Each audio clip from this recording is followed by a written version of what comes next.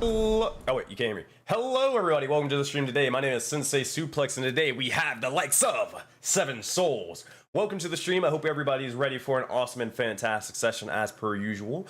Today we have the likes of Bimroth playing Sarthiel, Fish playing Pyre, Hiltar aka Sammy playing Yahato, or Madra playing Yahato, and Rick playing the likes of Anthrax. We have almost a full cast. We are sadly down a Ulf or a Dread today, but that's perfectly fine as Zappy is able to stand in there or place and be able to hold down the fort. Besides that, do we have any announcements for today? Nope. If you're over on YouTube, make sure to go like the video if you haven't done so already. And if you're on Twitch, go over to YouTube and go like the video, as it does help us out tremendously.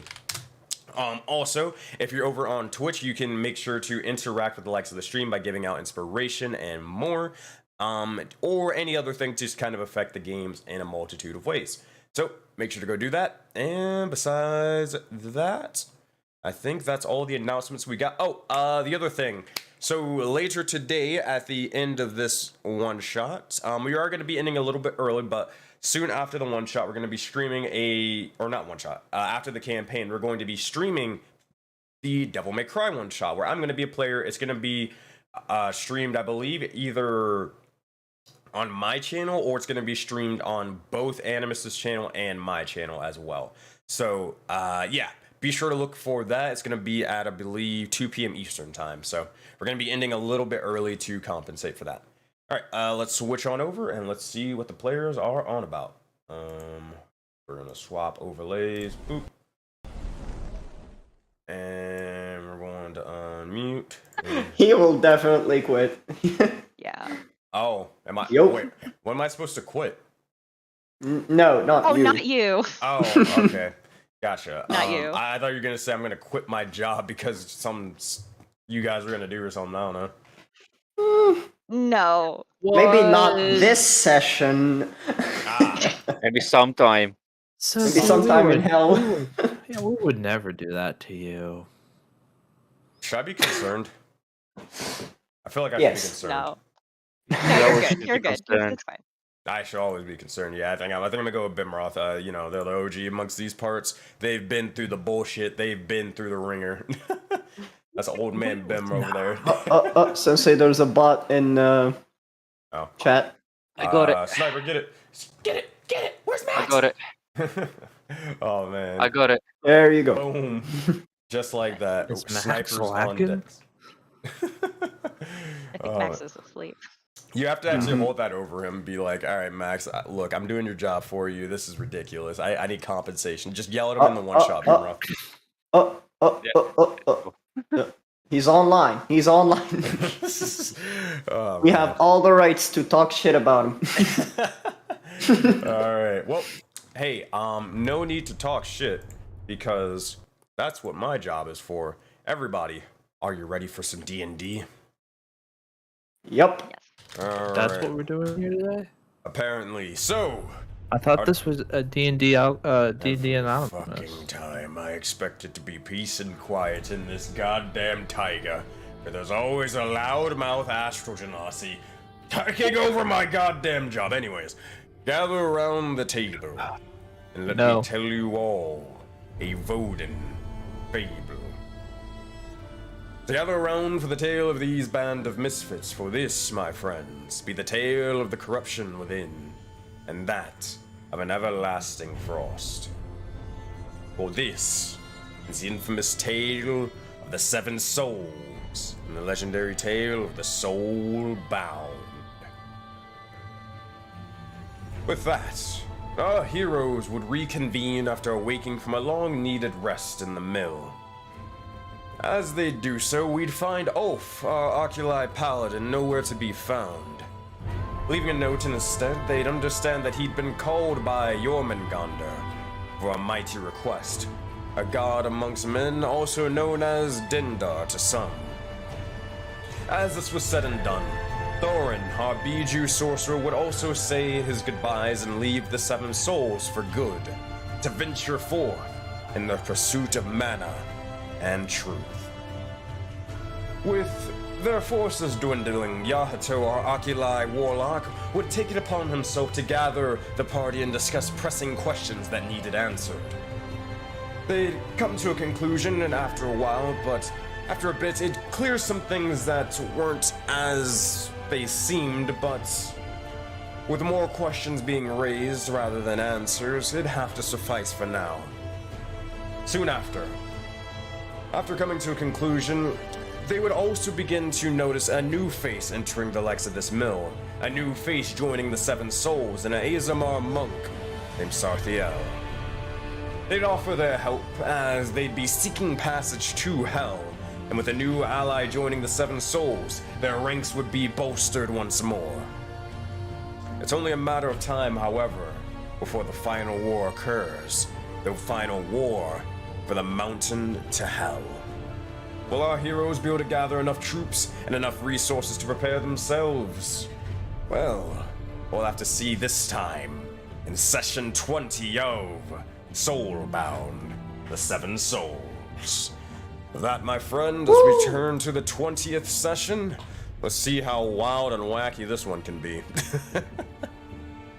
Alrighty. Let's move this on over. So you want us to be wackier? The That's what I wackier, heard. The better. The wackier, the better. Anyone feel like challenging a god and having a beach episode? Wouldn't Fuck be the yeah. first time. Would not be the first time. Looks at Tomb of Annihilation. God damn it. Alright, so let me swap on over there and let me get you guys your music. So first, Barbot, get the fuck out. Alright, come back, please. You know, you abuse Bardbot way too much. They know what it is. They know how we get down. This isn't anything special or new for them. Don't be abusing our bot overlords. They are definitely in a... Never mind. Alright. So, with that, as we return, you look over as you individuals are basically just reeling back from the brief sort of scuffle. It wasn't really much of a fight as you guys completely slaughtered them. The skeletons and Minotaur skeletons, especially thanks to Sarthiel with their new sort of monk prowess of bludgeoning people Dragon Ball Z style. But speaking of Dragon Ball Z, everybody make a wisdom saving throw as you look up shit. and you still haven't dealt with this thing. What wisdom throw? Wisdom saving throw. So you look over and you look above and you see We fail. I mean, if you want. You see as there is a massive sort of flat screen TV that just started surging with electricity and is saying, or is playing Dragon Ball Z as before. Didn't it get destroyed because of my spell? It got short-circuited. It just came back on. Oh. It's not broken. So Perfect. 22, 23, 17, 17, 18. Ah, that's no fun. Alright. You look over and you hear as... Well, or hold on, it goes like this. Will Goku be able to harness the power of the Super Saiyan against Frieza? Find out next time in this episode of Dragon Ball Z. And it just starts playing his theme or outro theme song and more. Exactly. As this sort of happens, you look over and you're like, what the fuck is going on? Most of you guys didn't necessarily notice it or you kind of ignored it for the time, but now you're actually just looking up and seeing an actual TV and you're very confused on what the hell is going on. Now, for one of you, the knowledge of a TV is perfectly fine and understandable. For the rest of you, yeah, you have no idea what a TV is in the first, like, at all. Who's that? Yeah. Oh. Who is not? Who They know who knows they are. about TVs in this group? They know who they are.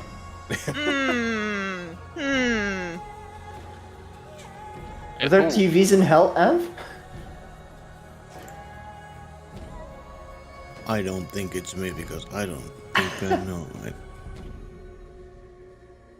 Sensei talking about me? Wait Pyre, a are there minute. TVs at the tree? I don't know, Sensei. Are there TVs at the tree? There are not TVs at the tree. Okay. I'm just here going. I don't think we're that advanced there. Tony? What? Wait. I'm inside. You can't see me right now. No. So that leaves one person. Like me? You would know. I guess. Whether you've actually would know. watched, whether you actually watch TV or not, that's up to you. But you would know the existence of TVs based off of where you're from. Oh, They have TVs in heaven? I didn't realize they were there. Holy shit. Yeah, TVs it's in heaven? very. Holy shit. It's not like cyberpunk advanced. It's like, it's basically modern times advanced. A little bit, probably a little bit before modern times. Oh, okay. 1940s. Yeah, roughly like that. Yeah. Okay. Okay. I'm just gonna approach it. I'm gonna go up to it. Run up the wall and just jump in there. I'm gonna probably follow him. Actually, yeah, I think Sarthiel is the only person who doesn't actually have to make wisdom saving throws about this, because it's like completely normal to them. To an Right. extent. I'm gonna follow him out of It curiosity. doesn't have like the turdy dials. Wait, It's not in black Are you and guys white. like just jumping off? Are you just like Climbing. this shit and just All right, fucking all right, jumping all up right. to the roof? Like, what is this? We gotta Running practice. up the wall. Slowly, very Just running slowly up the wall. climbing. You get Draw an the excuse, course Monko, off the sky but shot. everybody else, I don't know. Okay, Yeah, I'm just running up the wall. you got it. So as Sarthiel Naruto sprints up the wall, Yato, you sort of go up off to the side. Same thing with you, Graz, and climb like normal people. And you look over towards this sort of now Tony's inside. I just threw them in here for now. But you look over and yeah, you just see as the next episode of Dragon Ball Z begins to occur, and you see this very buffed up. You're pretty sure this guy's on drugs or like steroids or something, but he has like this ridiculous sort of strange emanation and aura about him, and he has this almost crazy spiky blonde hair like Yahato, but it's not, or Yahato's hair is not spiky or anything like that. Yet. See, there's a little bit of electricity, and he's just sort of like screaming for a moment at this random weird white and purple entity or demon alien thingy. But yeah, that's what you look over and notice. Alright. Holy shit, Sitting these here ones are better than the ones we had at home. Better than what you had at home? What the fuck is this? Yeah, what is this? It's a device that lets you. It's a picture box. It's a device. It's an entertainment device. Entertainment. I see. There's Yeah. his eyes gets bigger. This looks a lot like the comics that I read when I was young. Ah, really cool. You don't have comics. Better mouth. I was gonna ask. The comics I drew when I was a cub. Alright, fine. Absolutely went through a Voden anime phase, my friend. Sorry to see. inform So you. Graz Rara is secretly a manga artist. Gotcha. Cool. Alright, alright. You're a lord. This is canon. I hate it here. So, question, Sensei. Is it like just standing there? Or is it like in a portal? No, it's legit a TV just standing there. It's kind of like it's kind of like on its side, which is very bad. But yeah, Where is it getting power from now? Yeah, no power, no wires. no wires, no power. It's just no wires. Fuck yeah.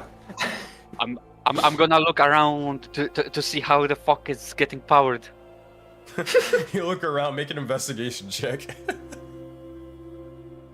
How the fuck is it working? 18.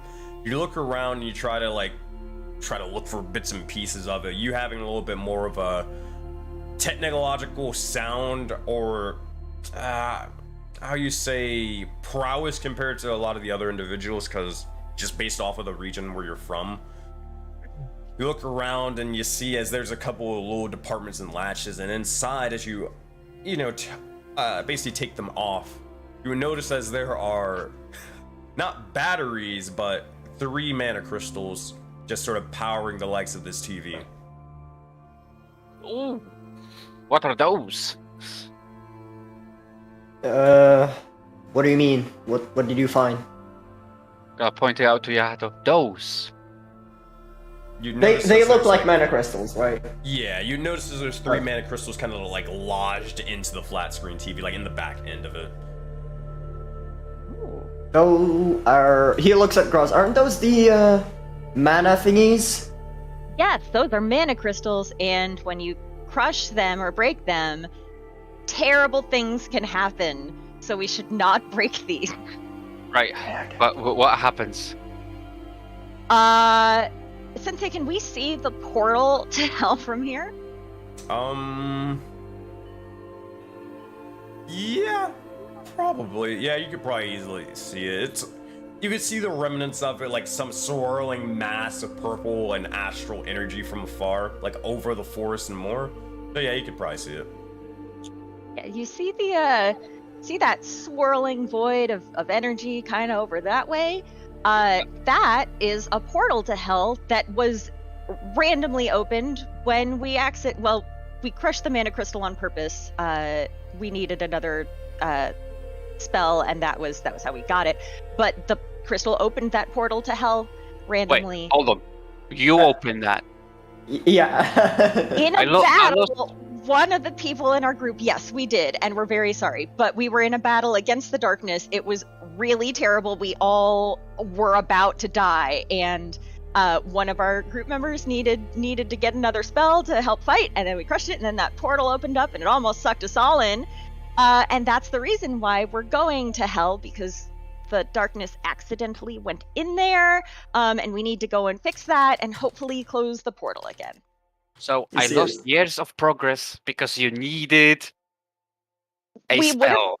I get where you're coming from, and I completely agree with your frustration. We also are not happy that we opened this portal, but we were going to die if we didn't, and it doesn't always do portals to hell. Sometimes cream puffs appear. Sometimes soap bubbles come out of people's mouths. Sometimes a molten pot of lead or some other molten metal falls down on you and you get hurt.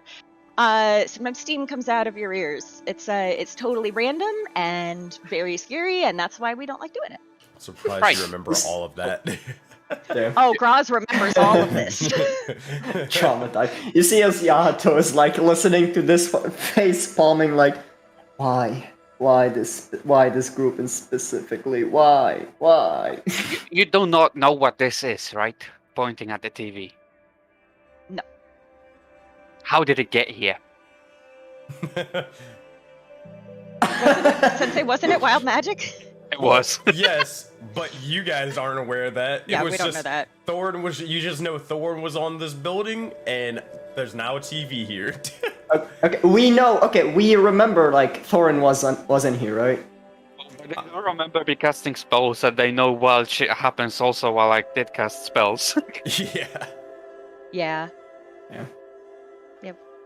Don't know for sure, but sometimes that just happened when one of our buddies, who's now on his own journey, did magic. So maybe it was him. Maybe it was the darkness. Maybe Voden's a weird place. I see. Starting to sound like Graz is having like a slow mental breakdown about Voden. Yep. Is this place really worth saving? I don't know anymore. The Taiga is. The rest of it, I'm not sure, but the Taiga is. That's all she's got. Taiga's rough. That's all I'm saying. Taiga's rough. Yeah. Taiga's rough without random portals to hell and TVs with Dragon Ball Z on them. Right. What do you want to do about this? Yeah, what are we doing with it? See, if you're saying this is valuable resources, whatever is powering it, you could extract it, you could take it, right? Well, we could take the mana crystals because those are useful. Hear me out. You could keep the TV since it doesn't need any extra power. It's already being powered up by this. You could keep it and launch a watch parties. Charge everyone for coming to. Oh my god. Why? What? To watch anything in there. Why See the what I hell mean? would anyone watch this? As you see, as he's obviously like fucking excited for the idea, but he's in denial. It's entertainment, so that you do not go insane. Maybe we could get Tony to replicate this, or Pyre to replicate this, and we could distribute it in some way. We do happen to know. Money-making schemes and voting. Holy It's shit! a shame that Anth is not on this group, Economy. man. I feel like Anth's ears are tingling, like he just knows like a business deal is being made. Almost for a different reason. So you're saying that it's stable and taking the power from the crystals that create chaos? Yes. Should we investigate that? See what's happening, you know? It could be useful, as far as we know. Oh, you mean recreate it as a whole At least from try. scratch? Pyre might be able to do that. Or maybe like figure out how it's using the unstable mana crystals as a power source. Well, Maybe that could be useful. That's a good idea. But I think you would have to reverse engineering the whole thing, and if you put it back together, we might mess something up and it might not work. We are not breaking I'm it. just giving you options. There was a person who was traveling with our sister group who like did all sorts of like ridiculously complicated mechanical stuff. I bet he would love this, but they're currently in the desert, so we could just hold on to it until then. You know, we have a bag that could hold that thing quite easily, I think. We do. Mm-hmm. We should probably ask Tony if we could have it, though. Again, did somebody actually give the bag back to Tony? No, Pyre actually still has the bag. I forgot to add that. Perfect. Perfect. So, okay, question out of game. What are we doing with it? Take it with us. Yeah, but like, do we do anything else? Because I'm thinking. I'm just carrying a If TV. Because I'm thinking we. Yeah, because I'm thinking like, do we wanna like carry it, or does the bag like just sends it into another dimension where the bag stays the same size or something like that? I just thought of a stupid idea, but I'm not here. Not gonna lie, if you guys take it, Pyre's gonna rip it apart and figure out how it works. Yes. I will rip you apart and figure out how you work if you do that. You're not gonna stop him. He's gonna be like in the middle of the night, like pulling it out of the bag, going, "Oh," and like ripping the back off of it. Like it's just gonna happen. Like. Okay. We want to experiment on it, but we don't want to destroy it. Oh, Pyre's not gonna destroy it. He just Do you guys think we can replicate it? curious. We might be able to. We could ask Tony. We can ask Tony, Should yeah. we replicate it? Are we agreeing on that? He's excited. You can notice he's excited. Replicate it. Okay, Why not? Sensei. Uh-huh. Alright, perfect. You see as Yahato just grab the TV, like, hold it like this, and cast Misty Step inside the building. Oh my god. As you Right do, in front of Tony. As you do, you'll see as Tony is just sort of working on some stuff. Like, there you go. Thank you, Cornelius. I appreciate that. Holy sh! And as soon as you fucking they just immediately appear right in front of him. You see this? They just completely fall over, nearly on their ass, looking over towards you. Yahato, what in the bloody fucking hell? Hey T, look, I found this. Oh, nearly only broke my glasses. Fuck. What do you want? Okay.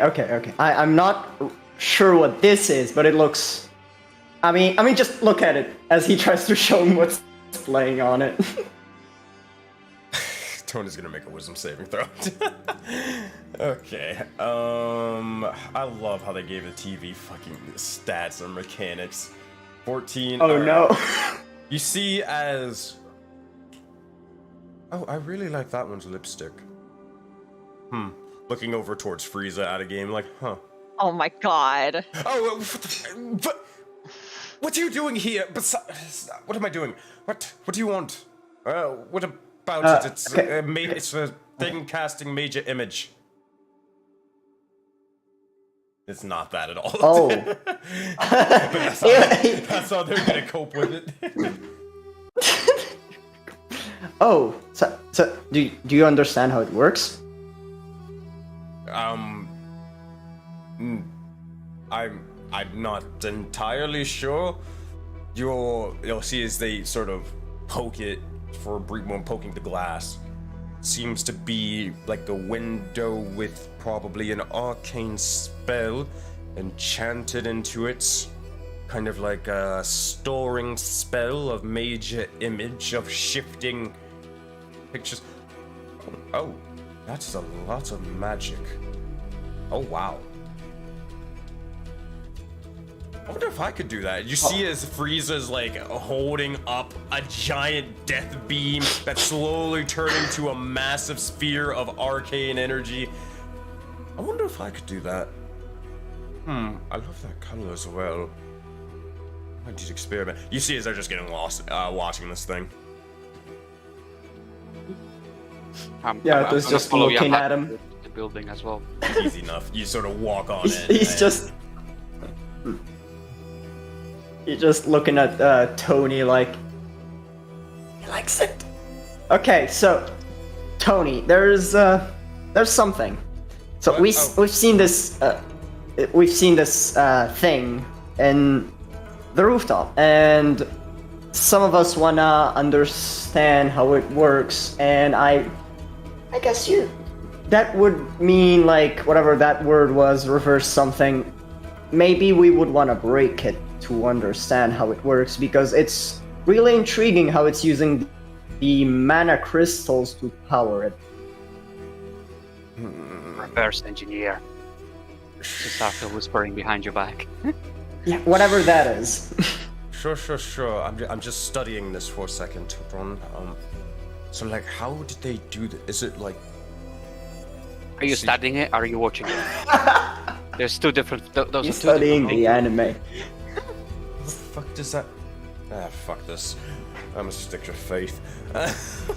Since they do try to replicate the moment of the Kamehameha, but it does not work out at all. Oh, wait. Tony becomes a weeb confirmed. Wait, is there a Q blast on the screen? Let's say. Yes, there is. Oh, Starfield is just gonna go. Oh, I can do that. I just launch the the radiant soul bolt thingy.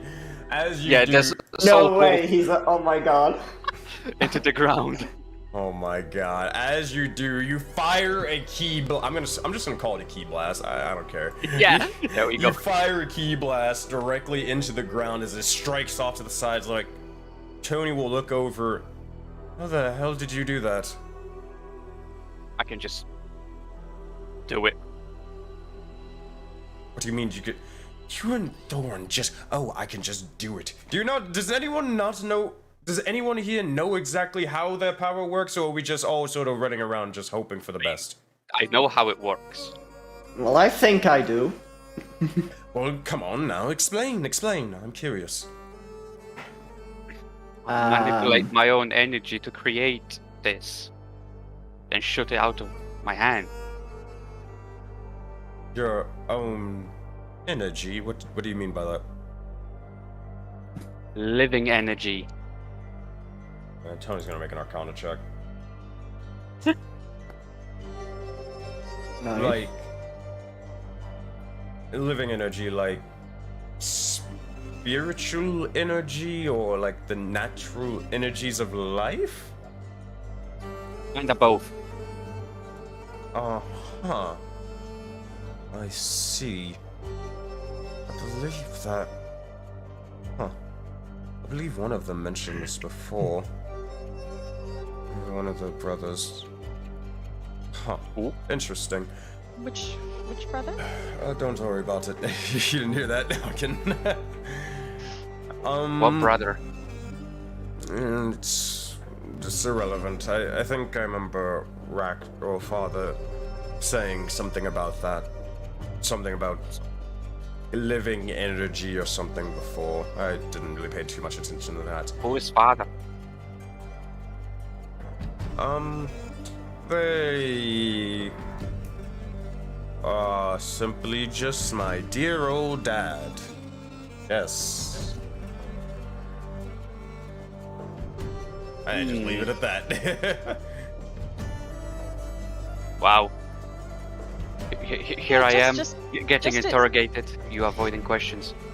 Well, just It's fantastic. It's just a dear old dad of a tiefling. Darthiel, just to confirm again, you left the army that was killing demons and fiends and stuff because you did not want to kill demons and fiends and stuff, right? Just confirming. Right. Cool. Yeah, so you hear, like, you feel like a sort of elbow into your side. I don't buy any of it. Well, listen, I don't think if you're In fact, the one I want to save in hell is a fiend. Persuasion check. please.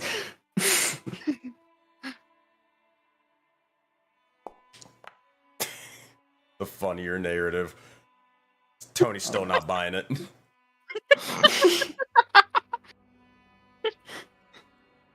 They'll sort of squint, adjust their glasses, but they're not buying it.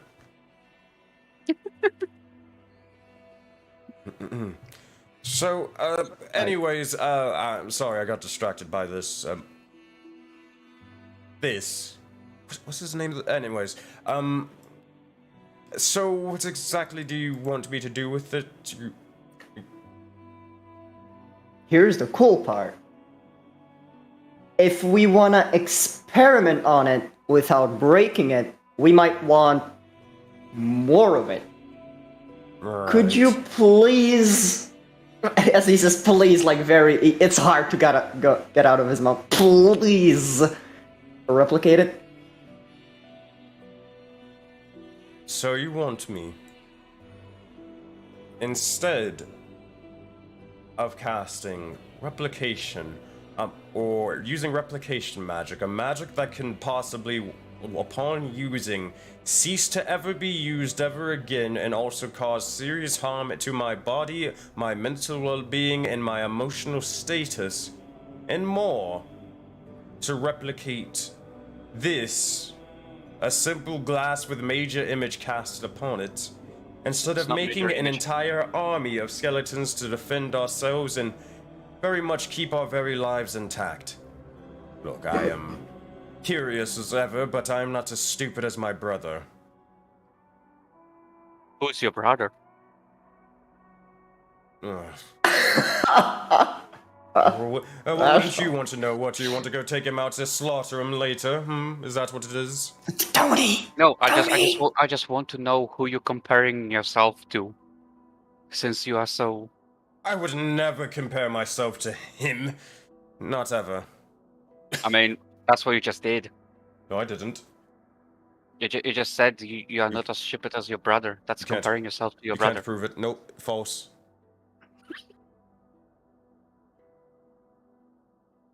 I see you are leaving in denial. Nope, wrong. Okay, Chill, everybody. the two of Tony you, did chill, bring up chill. a valid point that we probably should be focusing on this skeleton army. So how about this? Because we know that we need the skeletons to help us get to hell. How about we'll focus on the skeleton army for now? We will save this thing for later. Tony, would you mind if we the bag of holding that all of those skeletons were in, would you mind if we carried it in that? I suppose Just it to should keep be it safe? I suppose it should be fine, but I do need my bag of holding as I keep other skeleton bones in there for transport. I'm not strong enough to carry them myself. Who would be with so many bones?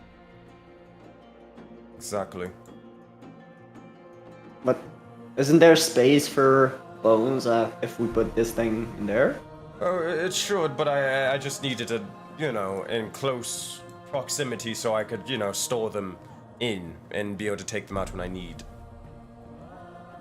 Okay, so Say, what for if example, you keep the Cornelius- bag? Say, for example, keep the Cornelius bag. just, croaks and then dies. Sadly, they get exploded. I will need to quickly bolster my defenses soon enough, and I'll need to raise another undead. As in, raise their bones and reanimate them. That's fair. So what if you keep the bag and you help us carry this thing in the bag?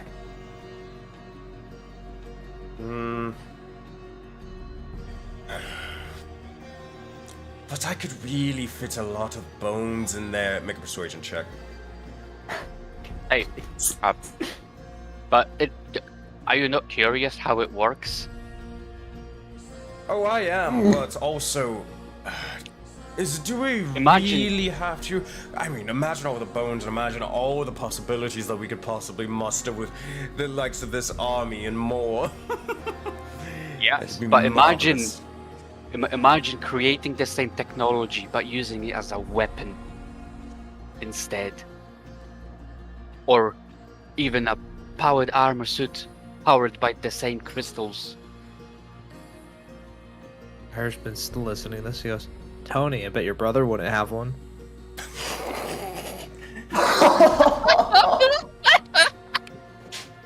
Persuasion check, either Sarthiel or Pyre, and you can make it with advantage. Or you can both just roll to either or. Oh no, he just wanted to throw that in real quick and just not even just go back to his notes and he's still you can still see he's trying to understand how to make those two items. Wait, with advantage, right? Mm-hmm. For a second, Tony begins to start thinking, and it's as if something sort of clicks or something sort of speaks to him in his mind for a moment.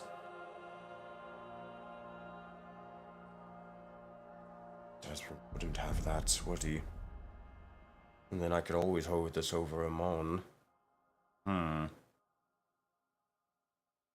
They're doing anyways. Alright, fine, I'll do it. But not because you said so, but it's more because I'm curious on what will happen. And I want to experiment You won't on this. regret that. Alright, now where's the thing? Did you actually bring the TV inside? Oh yeah, of course you did. That was the point. Yeah, because Tony viewed it. Alright, here. Where's the bag of holding, by the way? He holds it up and just floats it over with Mage Hand as he's still writing. Thank you. And you'll see as Tony begins to kind of open up the bag as much as they possibly can. They have to sort of struggle a little bit.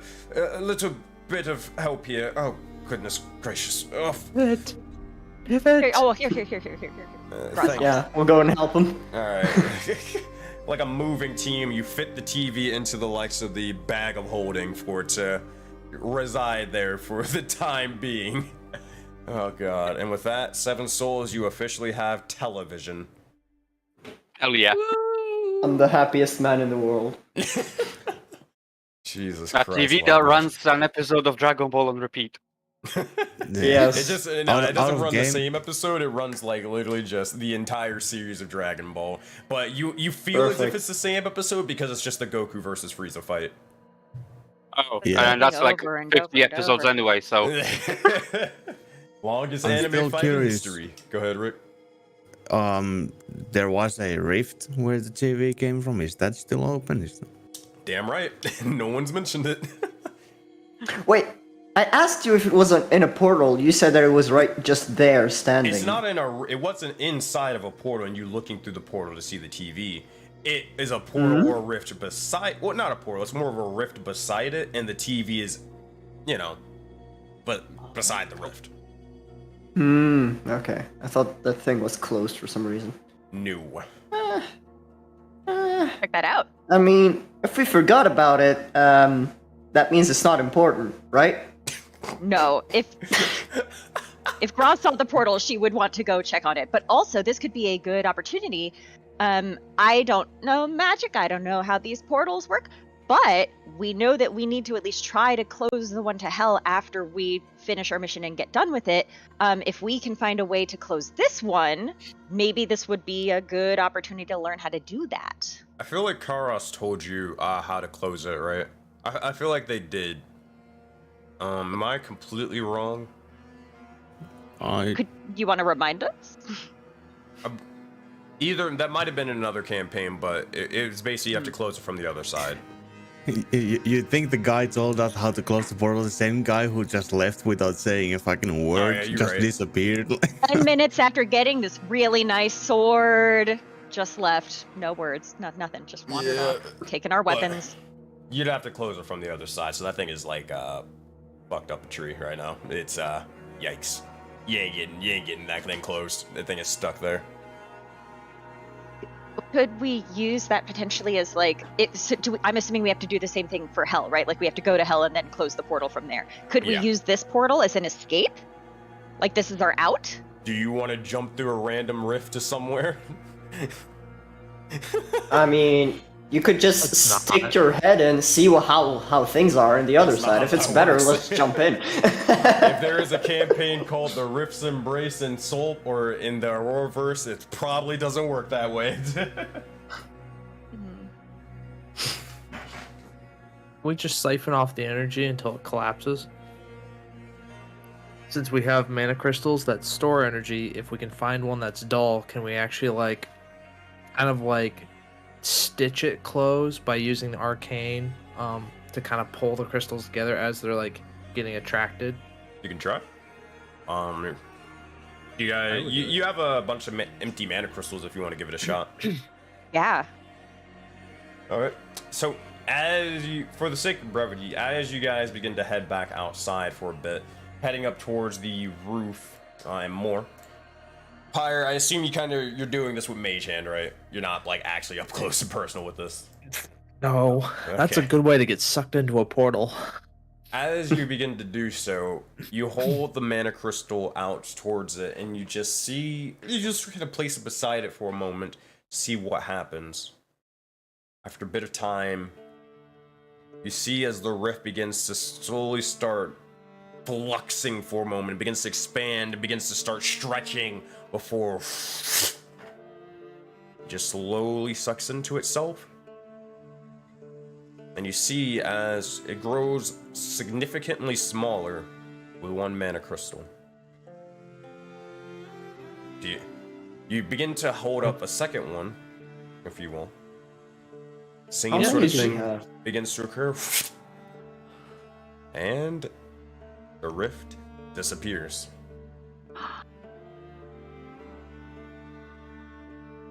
Interesting. He takes note of it, being like, I might be able to use that idea. Boy.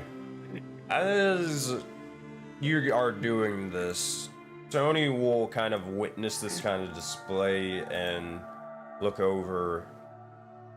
Huh. Now that is definitely something. I don't think Right. Do you think we'd ever be able to fashion it into something where we could like, I don't know, store some of our magical capability and recall upon it? Like, I don't know. I feel. Oh yeah, I don't think it could even just be as simple as that. Paya, this could be something much, much more. You might have accidentally created something, possibly a different type of magic, or at least the theory of another type of magic. Fine, you can't have it. Well, I hope I can at least study it. You don't have to hold it for yourself. But I'm patenting the name of it. I'll call it Space magic. No. Why not? Why not Tony magic? Tony magic? No, that's too pretentious. I'm not Pride. How about warp magic? Spatial magic? We'll go with spatial magic for now. What do you think, Paya? Looks Gato? down at himself. That's Looks up. Looks down. Looks up. Astral magic? pretty sure that's a different thing. That sounds very dangerous, but I mean, it's a possibility. I'm not going to throw it out to them, or throw it out completely.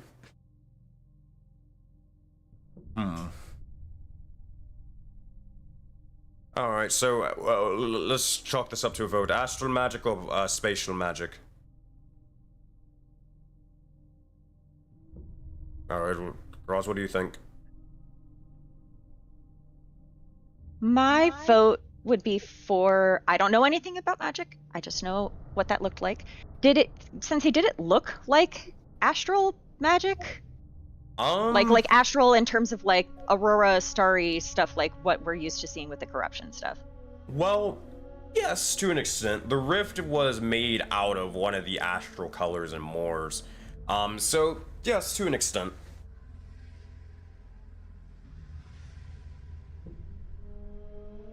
On a scale of 1 to 10, how flashy was it? It's pretty flashy. It's straight up like stretched, combined, conjoined, fluxed, and then poofed out of existence.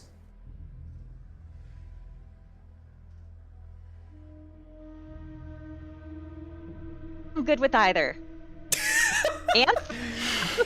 The 7 souls away. I deferred.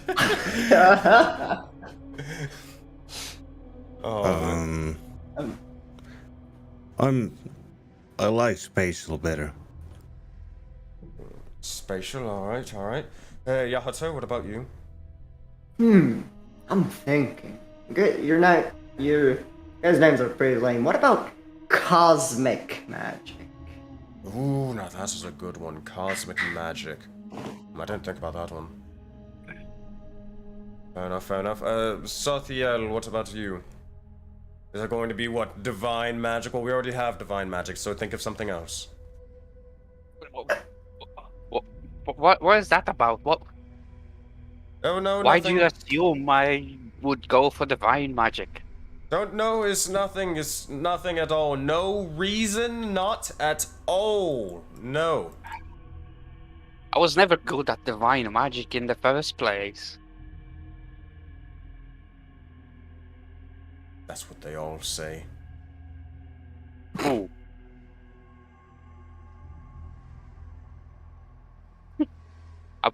I guess I'll go with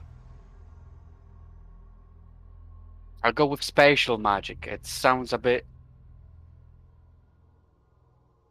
It sounds safer, if you know what I mean. Fair, fair. Alright, and what about you, Paya? We have astral magic, cosmic magic, and what was the other one? Space magic, warp magic, spatial magic, astral magic, cosmic magic. Sensei, before we continue on, does something like this magic already exist? With like how much I've studied the corruption at this point, They can make an do I arcana get it? check. Yeah, do I get an inkling that it's just an undiscovered? 25. So, it's definitely... It's weird. So I can't give you like a straight answer, but I can give you a couple of options. So, it's that sort of weird thing of like, you don't necessarily know what it is, nor do anybody else know what it is. It probably has a name, it's probably been discovered or, you know, named by something or someone before. It's just, you don't have any idea of it, so you can come up with the name for it anyways and claim it as your own. It's one of those weird sort of situations in history, right? So, that said, you've seen astral magic before as when it comes to the likes of you all, you know, being corrupted, and any bits of the stuff like the corruption actually does to you guys, right? Like infecting you whenever they strike or strike you with abilities and all that. Now, it does have remnants to it. It did have astral lights and all that, but it also focused on like more of rifts and just sort of a tear in space and maybe even time as well. Probably some sort of how do I say, some sort of subsection, forgotten category of dunamancy. This being the school of magic that Navra would have showed you when you guys were exchanging a little bit of notes and more. But probably somewhere in that realm and department, but it's up to you. So I'd probably vote with Cosmic.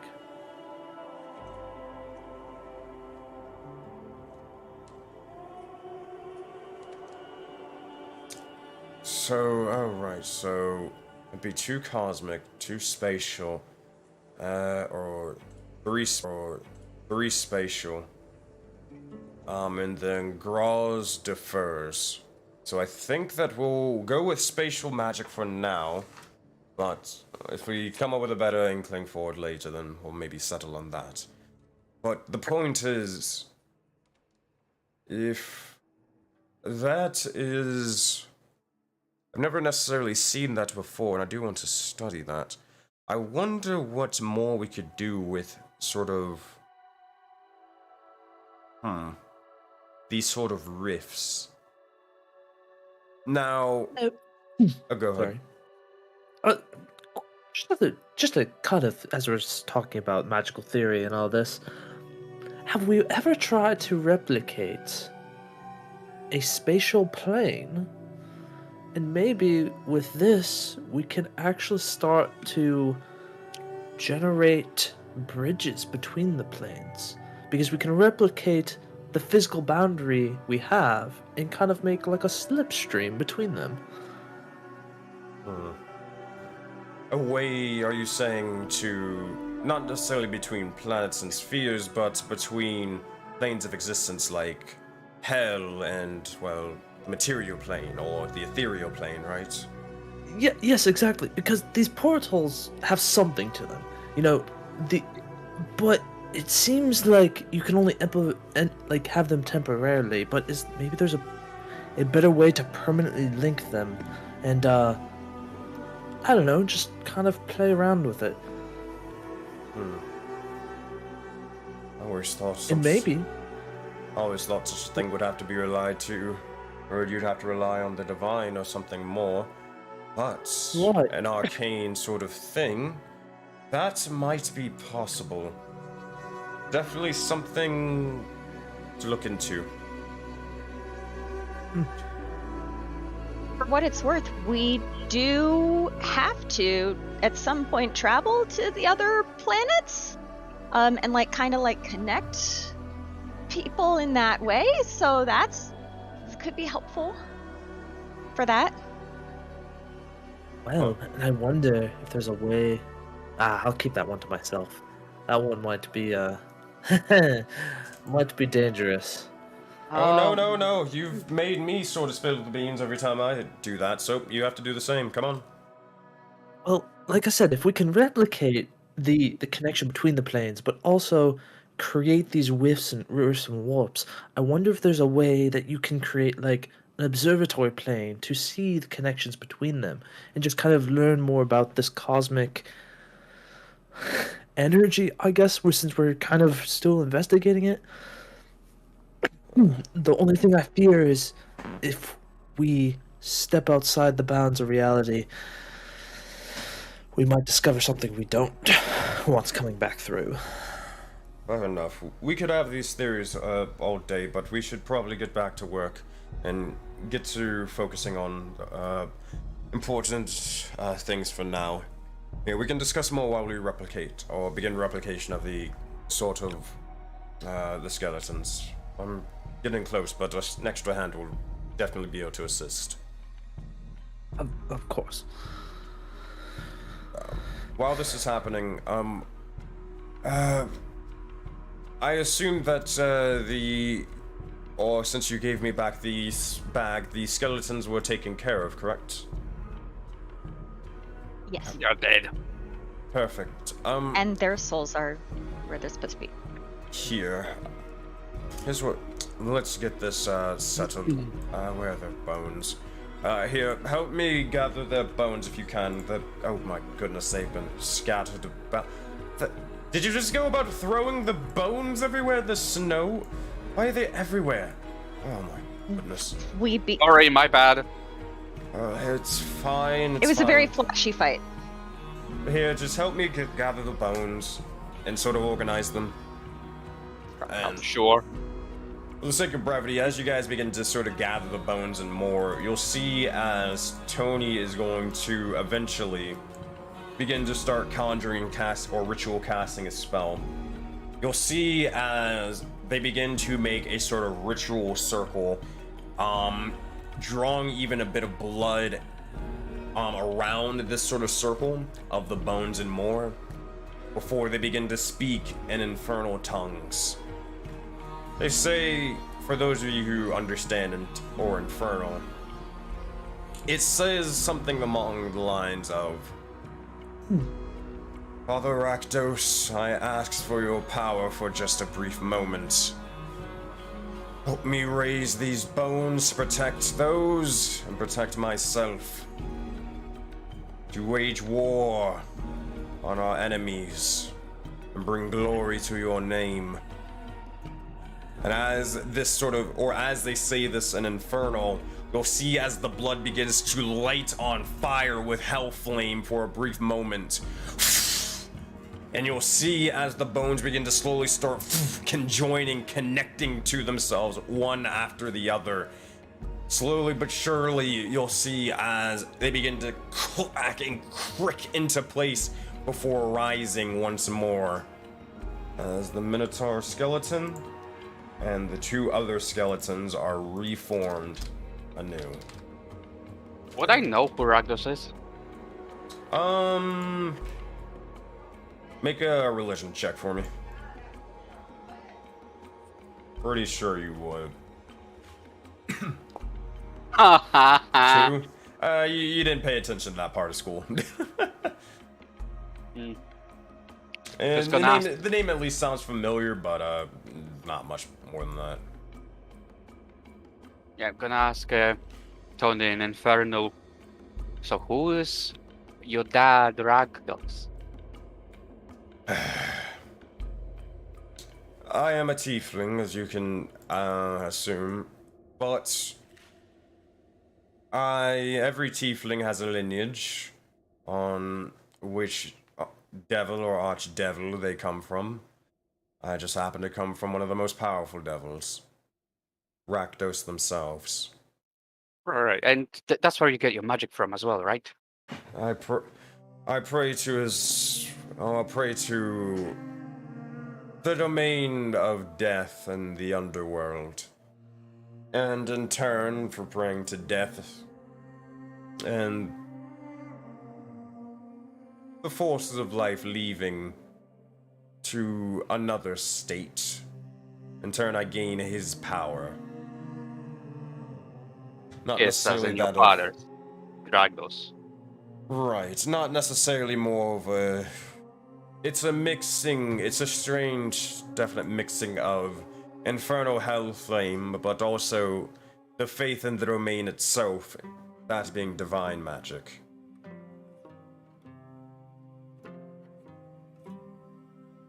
So you use divine magic yourself?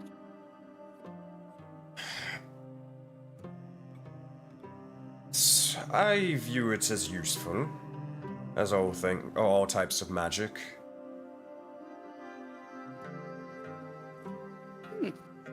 Good to know.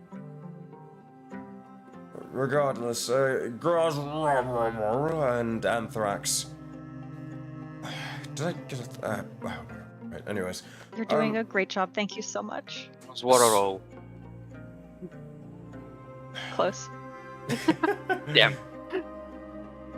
So, here's what this is. These individuals, these are... Well, they are... assuming that you ferried the souls and more, these individuals are just, well, bones now. Now, we could leave them as just simple bones, but we can do so much more than that. Now, Anthrax, this is where you are going to mainly come into play.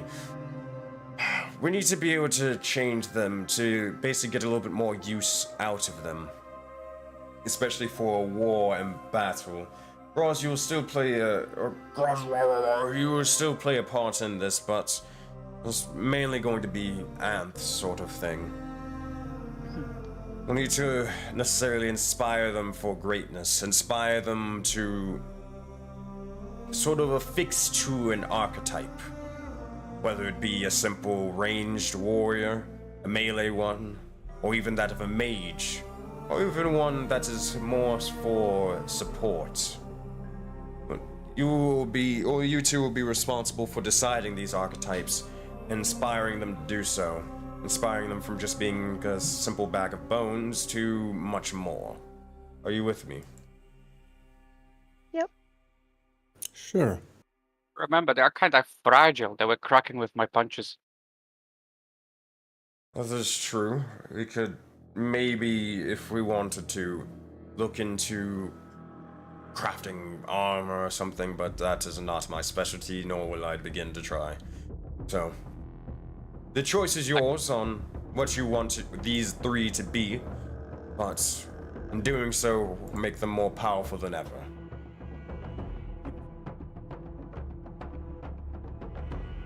And do?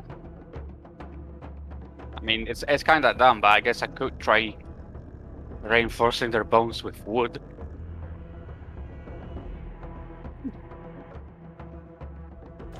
I don't see why not.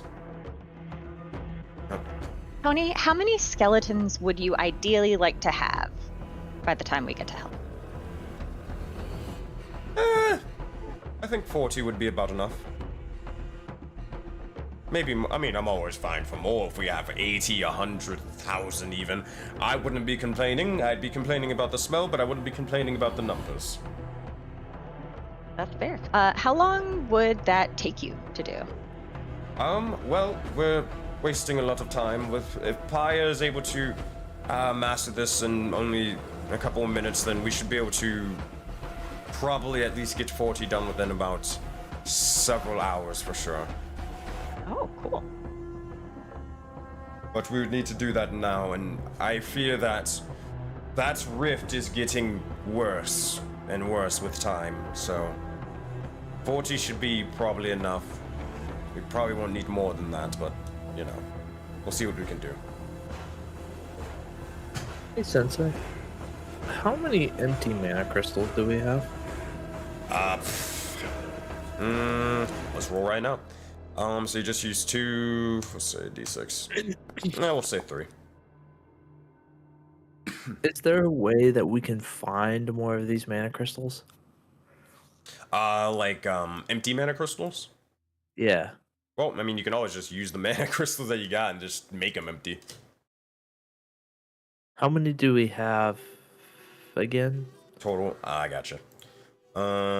So now that you've refilled, 2 of them, you would gain 2 mana things. Let me go check your, check the thingy.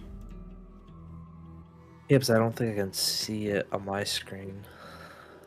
So right now, Rhyme, you have, or I said Rhyme, 7 souls, you have a total of 9 mana crystals. Does that include the ones that are uncharged? No. Okay. Because me as a player, I'm thinking if we're going to try to use a similar technique to close a rift, we're going to need a lot more than like 20 sort of thing. Like, I think multiple points to do that are going to be more necessary depending on how large the rift is. Now that is if you want to close it from this side. Karos mentioned that you could close it from the other end, but you're not necessarily sure how. So it is definitely worth at least looking into hell first and seeing what's going on there, and then figuring out to see if it's even possible to close it or not. Gotcha. I'm just worried that trying to close from hell, there's no way back so far. Like, none of us can plane walk. Yeah. And I don't think I get access to that kind of magic until later anyway. So I'm like, Sensei, is it theoretically possible for us to like go through the Mountain Hell portal and then come out from it? One way to find out. Hopefully, hopefully this individual that you need to go save, hopefully they can assist you in some way, shape, or form. Or if not, you already have one person who's been able to escape hell once. Whether they can escape hell again, it'll be up to them. I wonder what kind of deal they had to make to escape hell, though.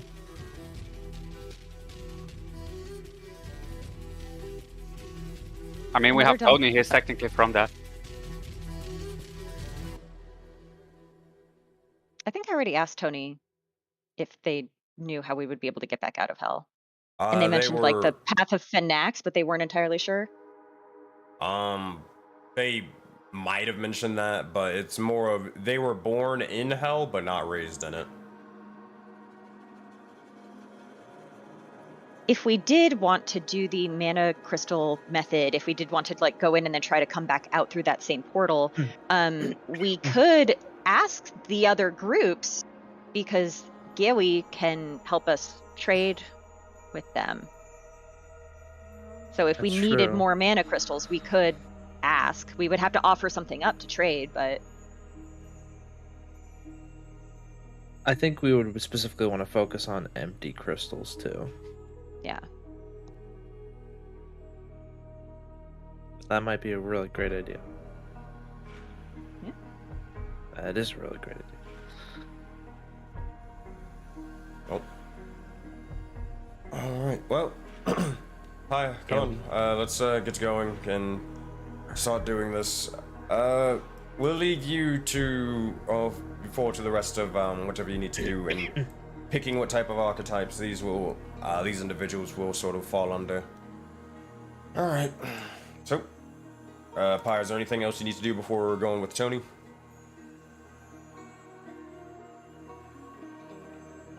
I don't think so. Alright.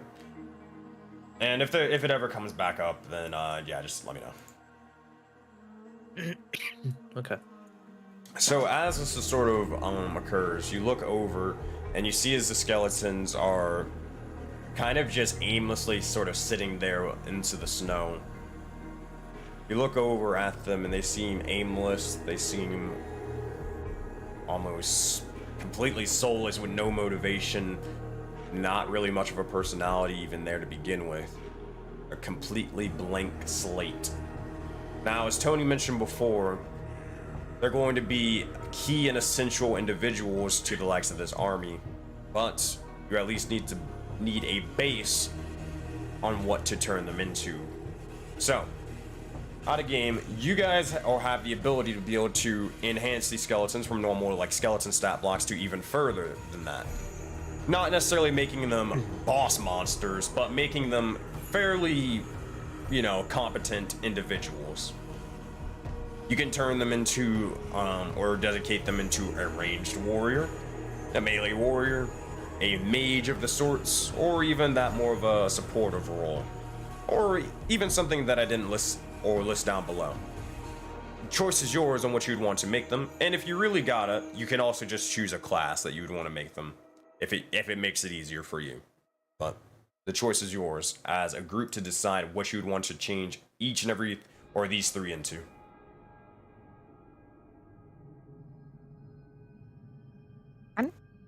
Oh, go ahead. Oh, I'm just immediately just thinking that the Minotaur just kind of has to be a barbarian, right? Like. Oh, absolutely.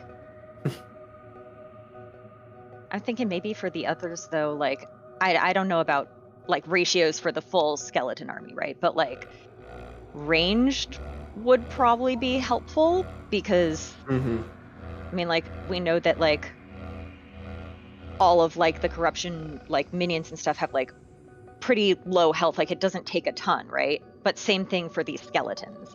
So I feel like having like a mix of like ones that are farther away that could continue fighting that wouldn't just get one hit KO'd would be helpful. I have an idea. Mhm. If we go like with 40, then 20 melee fighters, 10 rangers, 10 mages. Yeah. 20 melee to hold the line, and the rest to sling spells and arrows and shit.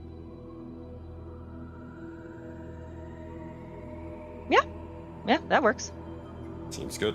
That is easily a possibility. Now, for these would be quote unquote the mini captains of all of these sort of skeletons, the mini commanders. They are the ones who are leading. Let's say in this case, they'd be one of them would be leading the mages, one of them would be leading the rangers, and the other one would be leading the frontliners. So, what would you want them to be? You can make this, I'm gonna give you a couple examples. You can make this guy into just a straight up berserker, a one-man army, who's just rushing through the battlefield, causing a big distraction, causing all eyes on them. Or you can make it where they're more of like a paladin, where they're sort of a walking, unstoppable tank that's inspiring their allies and the rest of the entire army, as well as you guys, to fight alongside them and do even better. Or fuck it, you can go even past that. You can make them a rogue for all you want and just send them out to key targets and have them assassinate people of your choice. Pretty much the possibilities are limitless with this, so you guys can go crazy. Okay, What do you question. feel as, I guess an easy way to sort of think about this, what do you feel as 7 souls you guys lack or you would want more of in your party composition? Question, Sensei. Would choosing a sort of subclass for this guy, would it change the stats Yes. somehow? Yes. So like if we choose a tankier like subclass or something like that, they would have like more well higher stats, kind of sort of like that. You right? are basically deciding their entire personality. You are basically making mini characters right now, my friends. Go crazy. Great. Great. I got a proposition then. What if we make him a, what was it called again? Barbarian Path of the Ancestral Guardian. Basically Taj's subclass, which, it's basically, you hit me or you have disadvantage, and if you hit anyone else, I can shield them, kind of stuff. Ooh. That sounds fucking cool. And an easy way to sort of flavor that is they are basically having the rest of the skeletal armies or the lost souls of the dead protecting each and every single one of you. There we go. That's an option. All right, I'll write that down as a possibility. Any other ideas for this guy, or is that what you want to lock in on? Sounds good to me. Yeah. All right. You got it. So now we have the other two individuals. Now for general skeletons, I mean, it's still the same thing. You can change them how you want. For the general generic stat block of a skeleton, like this is just the entire army. They have a scimitar, they have a short sword, or excuse me, they have a scimitar and they have a short bow. That's pretty much it. That's all they can kind of do. So that said, what other sort of thing do you think that you would need for the likes of this giant fight towards the mountain that you guys are kind of lacking right now as 7 souls? AoE. We AoE, and we also don't really have any stealth, like a rogue something or other that could do Sneak attack? sneak attack. Yeah, I was going to say surprise damage, but sneak attack is the correct name for that. Surprise, Dave. Oh, surprise. Surprise damage. Oh my god.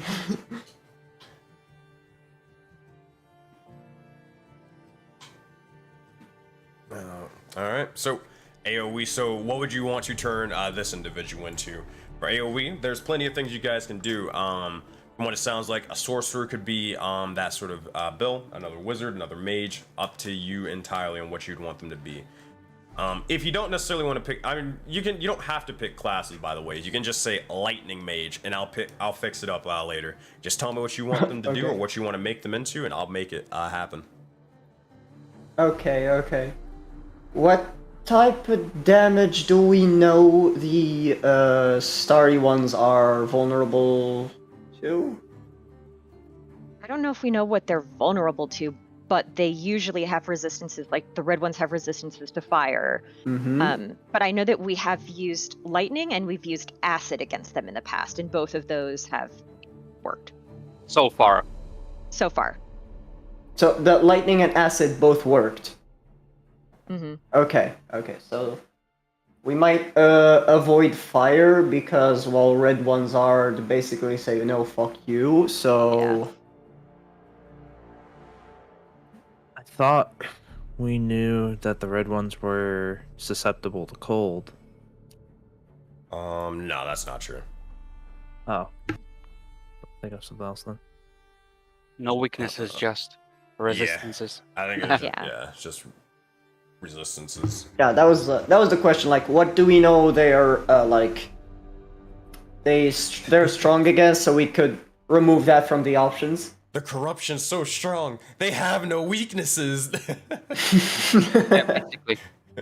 The red ones are all immune to like Fire. like fire, but also like charm, frighten, poison, sleep. Like they're those like all those like mental like kind of status effects. There. Status effects. Okay, status effects are. What about like stuff like stuns and shit? I don't remember. Are you gonna make a control mage if you want? Yeah, that's what I was thinking. Like something that stops them from doing stuff, so we could do stuff instead. Yeah, like on the ranged ones, what do you call it? The cloud thingy. Cloud kill? Or Yeah, the cloud. Isn't cloud kill like an 8th level spell? No, I mean the cloud that takes out vision. Oh, fog cloud? Oh yeah, cloud. Yeah, there you go. Fog cloud. There we go. Cloud I kill forgot is the a word. 5th level Yeah, spell. there's cloud kill, poison cloud, and fog cloud, I think. Divinity. Maybe. So, from what I'm hearing, this one's going to, or you're planning on them being a mage. Would you like them to be a damage mage, a control mage, or a support mage?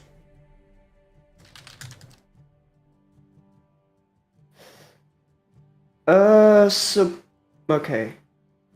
I think we don't with Tony and Anth. Do you guys think we lack healing and support, or are we good? I mean, once Olaf returns, then we should be fine on support, Yeah. I think. Olaf will be gone for like, I think, a month. So they'll be gone for like 3 sessions. Hasn't already been like, this is the second session he's not here, so Yeah. he'll be back probably before we get to hell. Okay. Yeah, he will be gone one more session, Uh-huh. and then I will be gone. Oh shit. So I think something that instead of... Alright, what about a control mage? I'm down. I don't want to be the one making decisions here, so please... Anyone else got any other suggestions? It's not my wheelhouse, so I'll defer to everyone else. God, I'm sorry. I'm trying. you're supposed to be the captain, what the fuck? I am not here on those days, so Listen, in character, Graz would know these things. Out of character, I'm a moron and know nothing about any of this. So Graz would have real opinions. Hey, pick flashy buttons. That's my motto. When in doubt, pick the coolest or wackiest sort of thing. If you want to have somebody be a cheese mage, by all means, I'll make it happen. But Turns out the corruption were lactose intolerant. and it's something. Alright, it's we're not- doing it, canon. Do you want them to become a cheese mage? I will make them a cheese mage. like a Whatever we gluten do, mage. let's stop. Whatever we do, let's stop talking about cheese because I'm getting hungry. Alright. How about a gluten mage? God. All right, so do we want to do control mage? Yeah, so because it's gonna be an army, we're gonna be attacked from everywhere. We would want to reduce the like fucking what's the word for it? Never mind. We would want them to ability. not. Yeah, their ability to just target us, like just hey, spam this person, kill it, and spam the other one. We want to have them like unable to do shit, so we could do shit instead. See, Well, out of even them in- character, if Tony turns on us, we just gotta remember we might have to fight this army. Yeah. That's a risk. Yes, but we need the army to be strong if we want to have a chance against that. You've seen the cinematic. You know what awaits us. So like, yeah. That's it. With the barbarian sort of decided, we then have the AoE control mage as the second one, and then the final one. Which one should that be? What is the last thing you guys would be lacking? So we have AoE. Are there any resistances to like piercing, slashing kind of shit? None that we know of. Okay. So we can't change their weapons, right? You That's can. right. Yeah, you can. You can. We could always make an artificer and have them work on bombs. You can make a And grenadier guns. if you want. Okay, I don't know about guns, but Yes. we can make it work with bombs. We can work with bombs. Okay. Bombs would be great. Oh. Do you want to do that then? A sort of grenadier, basically like an artillerist skeleton who's just in the back just dropping bombshells on the corruption. Well, Yes, and the thing is please. we can set up like a rock slide, just to. And also, if we ever need to destroy a structure that's holding up arcane gates, or explosion specialists, You got it. So I'm imagining for the art, I'm gonna find. They're not just gonna look like normal skeletons. No, they're getting art. So I gotta find a mage or a skeleton mage will be pretty easy. Or a skeletal minotaur barbarian. I mean, fuck, I can kind of just use this art at this point. And then I'm gonna need to find like a skeleton in like a hard hat or some shit with a thumbs up, ready to press the big red button. just use just use the Clash, or not the Clash Clans, but the Clash Royale, bomb skeletons. Oh, Oh my sure. god. Yeah. Oh my basically. god. There we go. There we go. So you have the ideas of kind of what you want to sort of make them. Now, it's the process of actually being able to inspire them and sort of changing their forms into that sort of thing. So you kind of got to figure out a way to suit these guys up to sort of be able to do that, but it doesn't take too long of a process to do it.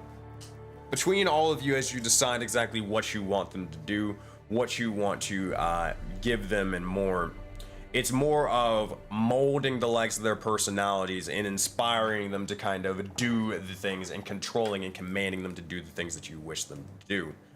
Now, and if you got anything, we don't necessarily have to RP it. It would be cool if you did. But if you have anything or any words to basically sort of command them or give them, give them the commands of like, here's what I need you to do, buddy. Then by all means go for it. If not, we can skip over it. I was thinking it would probably be something along the lines of creating minor illusions of like pairs of the minions and getting them to understand that who needs to die and who needs to live in this situation. But I don't have anything to like really RP this thing out, but Easy enough. yeah, it would pretty much like be a mission briefing to the skeletons with using minor illusions and explaining how to best get rid of them. As you begin to do so, you show them the minor illusions and you show them the shifting images. As you show them pretty much, it's just like a military slideshow of each and every one of the corruptions. You show pictures and images of the blue ones, the red ones, the sort of corruption knights, as well as the corruption bursters, even the mages of the corruption. All 5 of these entities and who each and every one of them should focus when the time comes for it. The artillerist begins to look over and prioritize, or will seemingly prioritize the sort of lackeys, the ads, the general red and blue corruptions, and blowing them to bits and making sure to clear a path for all of you guys. Leading that charge will be the likes of the players, but also you will not be alone, as the Minotaur Barbarian will also be alongside, protecting you, being a general nuisance, and allowing you guys to shine while taking up all the damage. The mage from afar will also be able to make sure that any individuals off to your sides or that you're not focusing on, they will not be able to focus on you because they will be too busy, incapacitated, or disabled from the fight. That, you got a pretty balanced crew over here, and with that, you're ensuring that your success of this mission, ensuring that your success in this war is guaranteed. That eventually, after a couple of hours begin to pass by, or about an hour or so passes by, you guys are free to do your own sort of things, but before we do so, let's head over towards Tony Empire, and then we're going to start or come back to Anth and do anything that you need to do. So, meanwhile, inside of the building, if I can swap scenes. Inside the building, Tony and Pyre, they would be getting ready to finish up the last bits of their sort of training and also bits of studying when it comes to replication magic. You'll see as Tony begins to look over and say, "All right, so Pyre, it seems to be that even though you've sort of only been here for such a short time, you definitely have grown in the likes of your arcane knowledge in abundance, have you not?" Yeah, I could think. I would say so. Oh, wonderful. This spell of replication, it is of a high echelon of spells. Right before we enter the sort of the grand tier or grand stage of spellcasting, it's right beforehand, or right before on the precipice.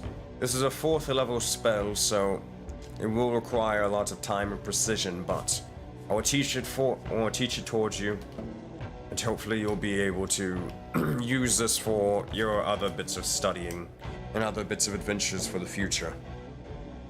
That said, let's just continue and let's just do this.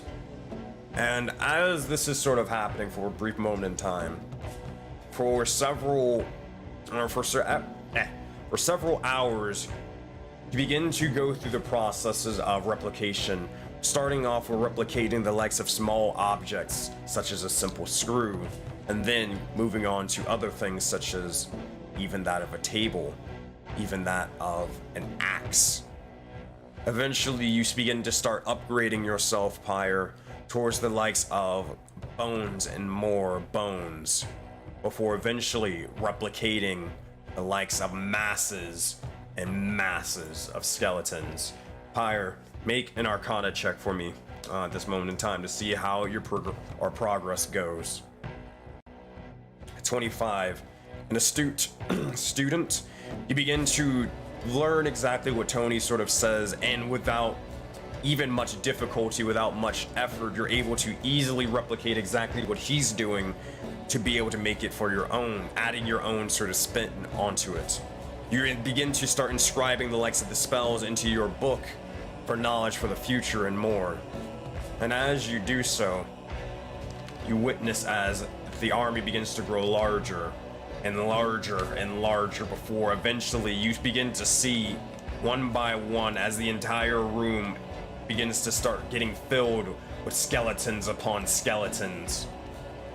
As this begins to occur, alright, Pyre, this is gonna be the biggest sort of thing. I need you to roll. Oh boy. 8d10. This is a very important number because this is the number of how many skeletons will be in your army. Oh shit.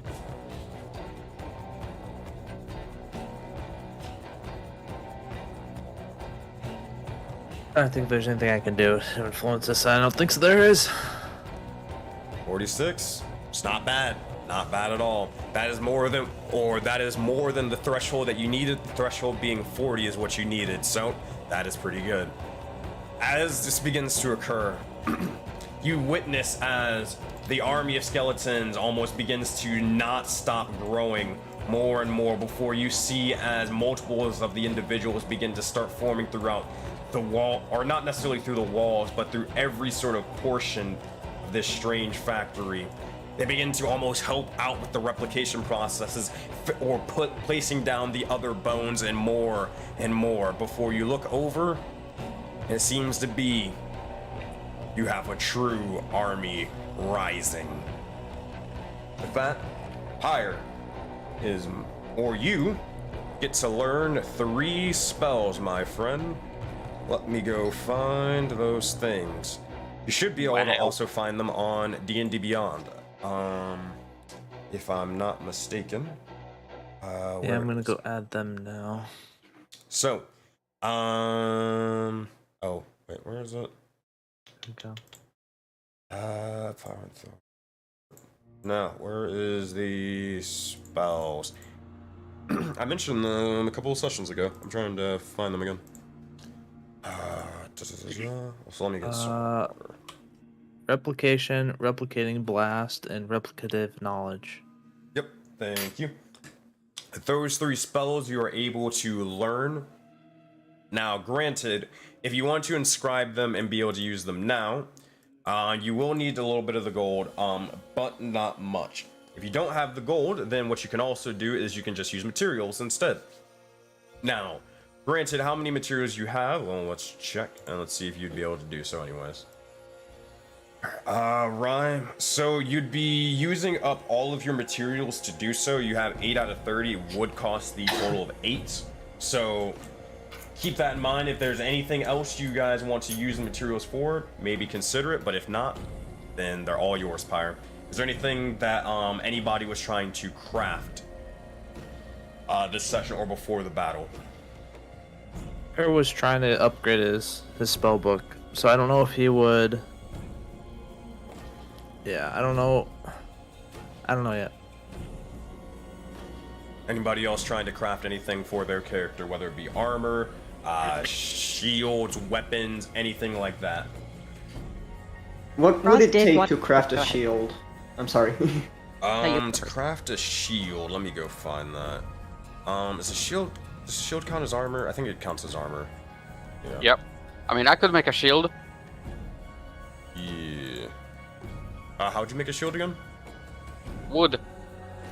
That would reduce the cost a little bit. So where is... God dang it, where is the crafting thingy? I'm pretty sure it costs 8 materials. If you reduce it to half, it would be 4. So, if that's the case, then you'd be able to... Pyre would be able to learn, like, if you want to, like, split it between the both of you, Pyre would be able to learn Replication, the 4th level spell, while you would be able to make your shield as well. But Pyre would not be able to learn Replicative Knowledge and Replicating Blast. You'll have to learn that for later. I'll leave it to up to Pyre. You do whatever you want. If you want to learn them, I don't mind it. Fish? Sorry, I'm looking up wizard stuff. Say that again. Okay, so basically, I said I asked Sensei if I can make a shield. He said, yes, you can, but Pyre won't be able to learn. What was it specifically, Sensei? Replication. But yeah, no, you wouldn't be able to learn no. Replicative Blast or or Replication Blast and then Replicative Knowledge, but you would be able to learn Replication. Let's say, what So I is said- the gold cost for those spells? The gold cost for those spells, it is 50 gold per wizard or per spell level. Typically. Yeah. And even with Voden, when it's split in half, I split it in half to, or do I? No, I don't, because economy is actually being formed. So no, it'd just be the normal stuff. Yeah, I said like if you want to learn them, I don't mind. The shield is not a priority right now.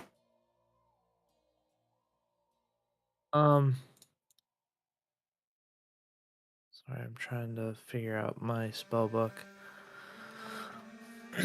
Or Sensei, could we just go around looking for more materials? Yeah, could we gather materials while they're doing this? Like, since we've Yeah, finished with our basically. skeletons? Instead I of mean, you like guys are doing taking stuff away with- from Pyre. Yeah, you guys are able to do that anyway, so we'll figure out what that Hey, decision will Sensei. be. Uh-huh. Replication is marked as a 3rd level spell in D&D Beyond. Oh, that is false. It should be 4th level spell. That's how That's- Tony's that's been why- casting it. That's why I wanted to clarify. I will make sure to change that up. Alrighty. So while you're deciding on that, we'll head over towards the likes of Anth and see what they are up to at this time. So Anth, as you look over and you can hear Pyre and Tony sort of summoning away. You look over towards your companions as they're doing their own things. What would you like to do?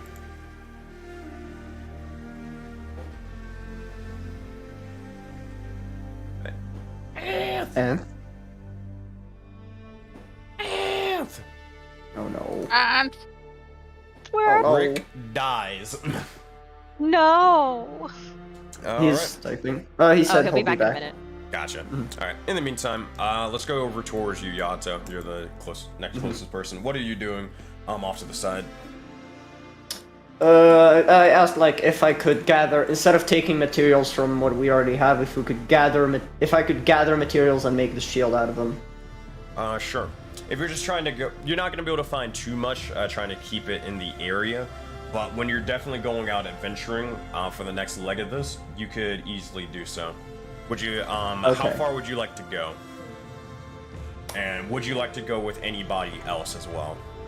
I mean, if anyone wanna join, I won't. Like it's okay. But it won't be too far. It'd be just like in the woods, looking for more wood and maybe some scraps and stuff. I Did want to find Yahato and some food. Did Ulf and Yahato get all of the materials from what y'all fought last time, the little snow shark things? Yeah, but we gave them to Tony. Yeah, I just like wasn't sure if there were like too many to carry or something like that. So like just in the woods, like not even as far as we went with Ulf last time, like just in the middle.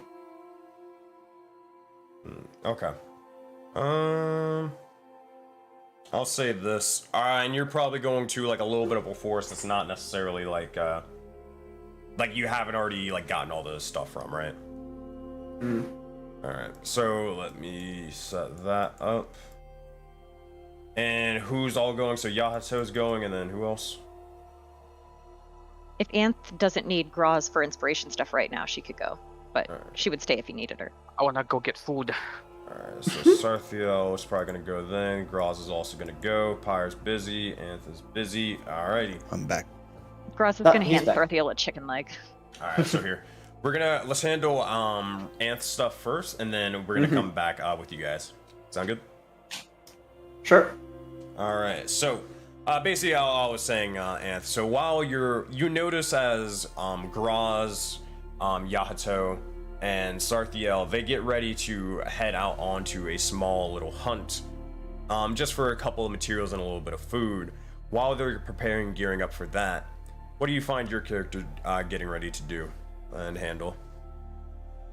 If he will try to catch up with Satriel to ask him to stop for a second. He's going to pull out his gun because there's a symbol on it and show it to Satriel and hey, do you have any idea what this means? Do I? What does it say? What is the symbol? So you'd look over and you'd see as a symbol or something sort of signed onto it. Correct me if I'm wrong, this is the one with the Devil Hunters of Onkos, correct? Right. You look over and as it's signed by it, make a history check for me, Sarthiel. 8. Fuck. You... I wanna I Go ahead. wanna use my inspiration from last week. You got it. Go for it. Fuck. Yeah, a little bit better, but not much. But you gain a little bit more information. You've definitely heard of the Devil Hunters of Onkos, being from where you are. Definitely, Yeah. Or a couple of individuals who, as the name kind of mentions, they're more of people who hunt down fiends, specifically terrorizing the likes of the lands of Zenobia, protecting the populace, and protecting the likes of, well, also themselves to an extent. Though they are, fiend hunters, it's not necessarily out of, be specific, or specifically because they want to kill fiends. It's more because out of survival's sake. And someone's got to survive, or someone's got to help the rest of the people survive, and it's their job to do so. Now, whether you were a part of the Devil Hunters of Onkos, that's not necessarily true, unless you want it to be. But No, I wasn't. yeah. So, you've definitely heard of them. You might have even worked with them at one point or ran into one of the hunters at some point. I killed one. Huh. Where did you get this? Oh, I just found it. Just no. Where? Um, I'm not sure actually if we discussed this before, but I did enter the portal that we created that we are going to be using to go to hell again. And on my travels, I happened to find some equipment, and this was one of those things that I found on my way, and I was just curious because it didn't seem like a familiar symbol, but That's the symbol of Devil Hunters of... Wait, how are they called again? Sorry. Devil Hunters of Onkos. Devil Hunters of Ankos. They basically hunt fiends. oh, wonderful. Well, thanks for sharing. I'll be asking you if I come up with any more questions, but that's all for now. So thanks. Right. Alright. And as you begin to head off, Sarthiel continues preparing themselves for the hunt. Anthrax, is there anything else you'd like to sort of accomplish? He'd look for any kind of window where people aren't maybe around as much, and he's going to head into the woods where he found a tree with a very familiar symbol earlier, and he will try to call up an old friend of Phoenix. As you begin to do so, you search for the likes of this tree, and for a moment, you see as where the marking was, it doesn't seem to be there for a moment. You look over and it seems to be on a tree further than that, as it's sort of etched into the wood. As soon as you walk over towards it, it vanishes. You look around to the left and right, and you see as marking appears on another tree further into the forest. With each tree you kind of get or look towards, begins to fade and disappear into a tree further and further into the forest. What do you do, Anth? Do you continue following it, or do you leave it be? He's going to keep following and just think like, can never be fucking easy with this guy. As you continue to do so, eventually you see as a bit more haste, stop and eventually find yourself at a massive sort of tree off to the side with Phonax's symbol blazoned upon it. Not necessarily just carved and etching in wood, but seems to be almost burning into the tree for a moment. Not burning the entire tree, but seems to be almost that same reddish coloring or reddish orange coloring, the etchings. You look over towards it, and it does not disappear. It stands still, it stands powerful, it stands awaiting for your call. What do you say, and what do you do, Anth? He's going to walk up to the marked, and he'll simply sit down next to the mark and start saying, "Hello, old friend. It's been a while.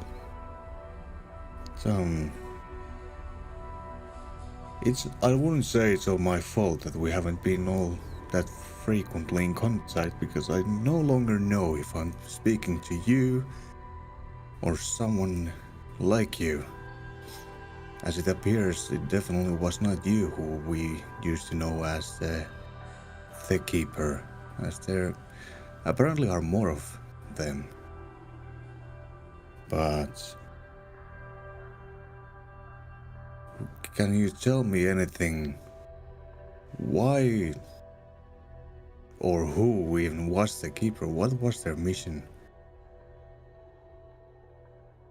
As you begin to do so, Anth, make a persuasion check, and you can add a d10 on top of that as the oracle. Or, not the oracle, the, what do you call it? Pious. Pious, there we go. Let's get those two mixed up.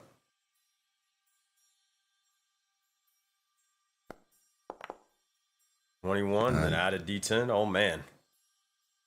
Nice. 27.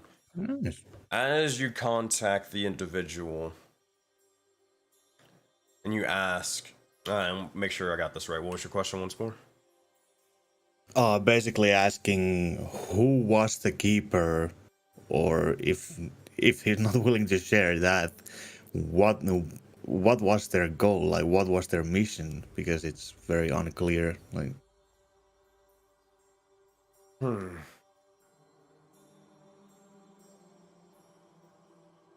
You'll see as the shadows around you begin to start lengthening for a moment in time. And as this happens, a small sort of raven begins to drop down, perching amongst a tree. It looks over towards you for a moment, gazing at your form. And you just simply blink, and it's gone. You'd notice as the raven is now beside you for a brief moment. And on your right, you look over, seems to stare at you before you blink again, and it's gone. Over towards your left, you feel a hand begin to appear on your shoulder. And you see as a massive individual of great divine presence begins to grace you. That is a 27, my friend. You see an aspect of deceit, an aspect of deception, not their full form, but one to at least convey their thoughts to you. You look over, and you see the winged mask of Phonax. Not entirely sure of the body itself or the figure on what is behind this massive cloak and more. Their form ever shifting and ever changing. But I'll begin to say this towards you. 1 second.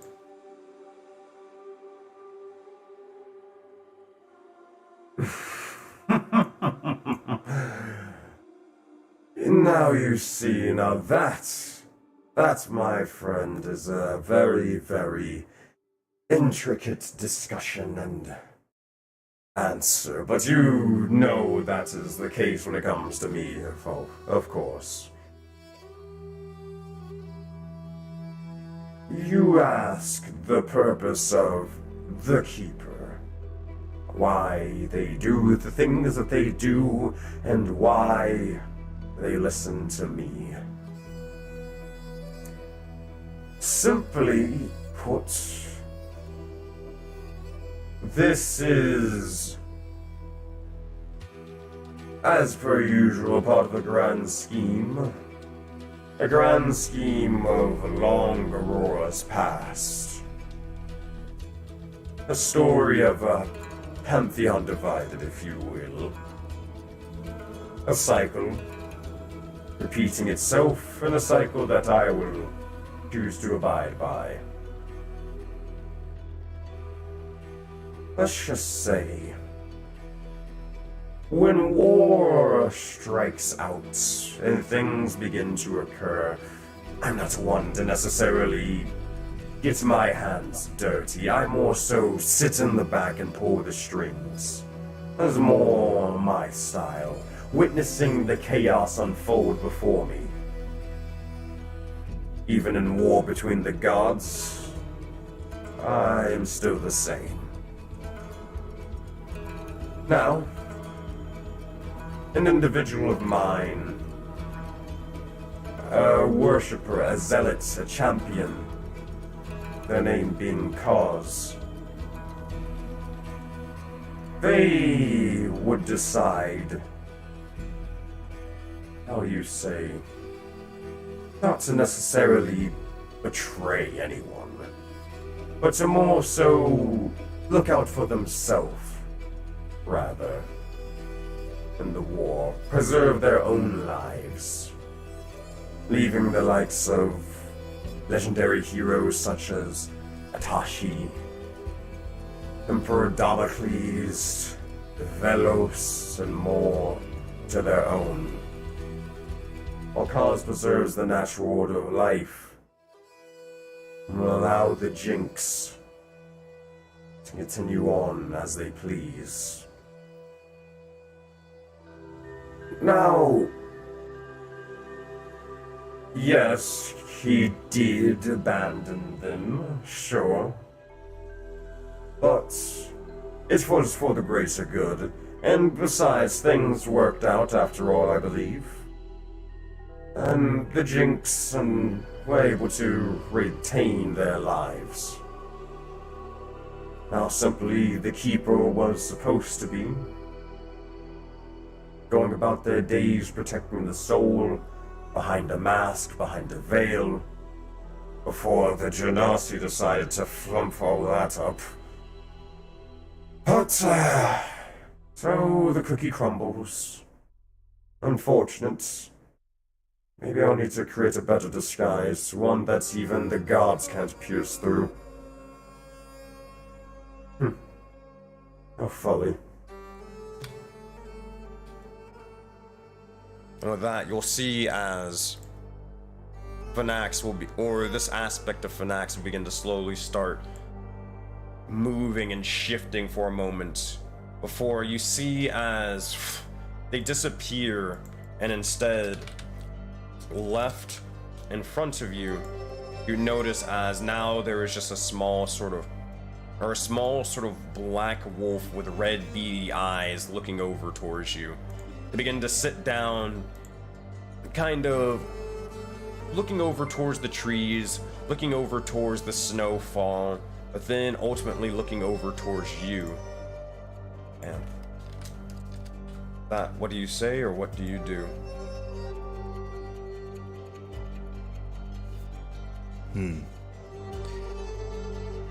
Looking for the greater good, I suppose that's the goal of all those who follow you, after all, for the most part.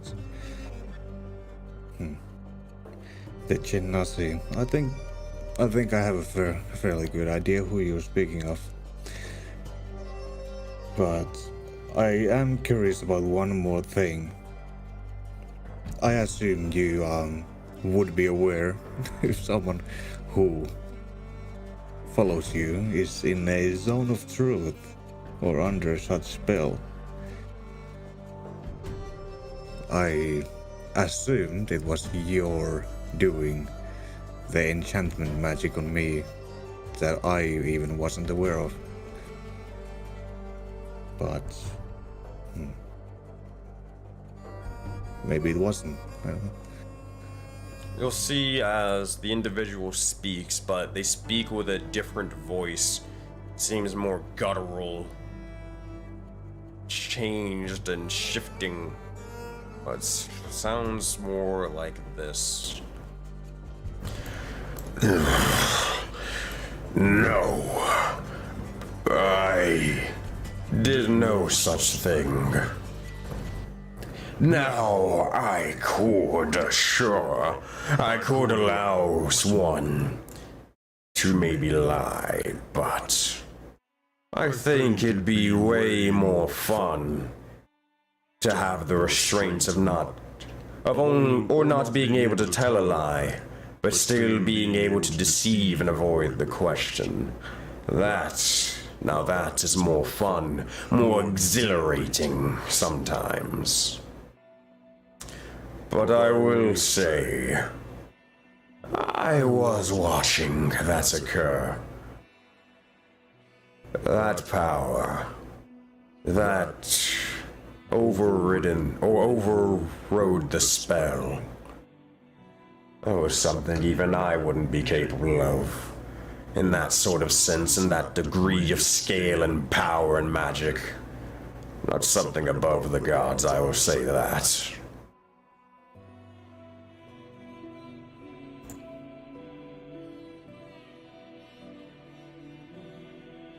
Well, I suppose some things are a mystery even for you.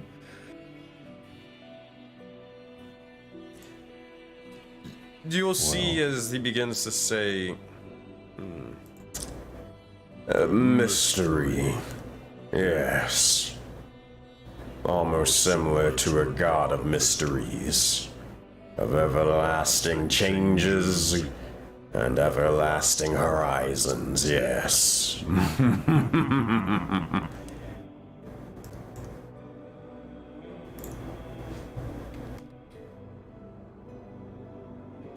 Right.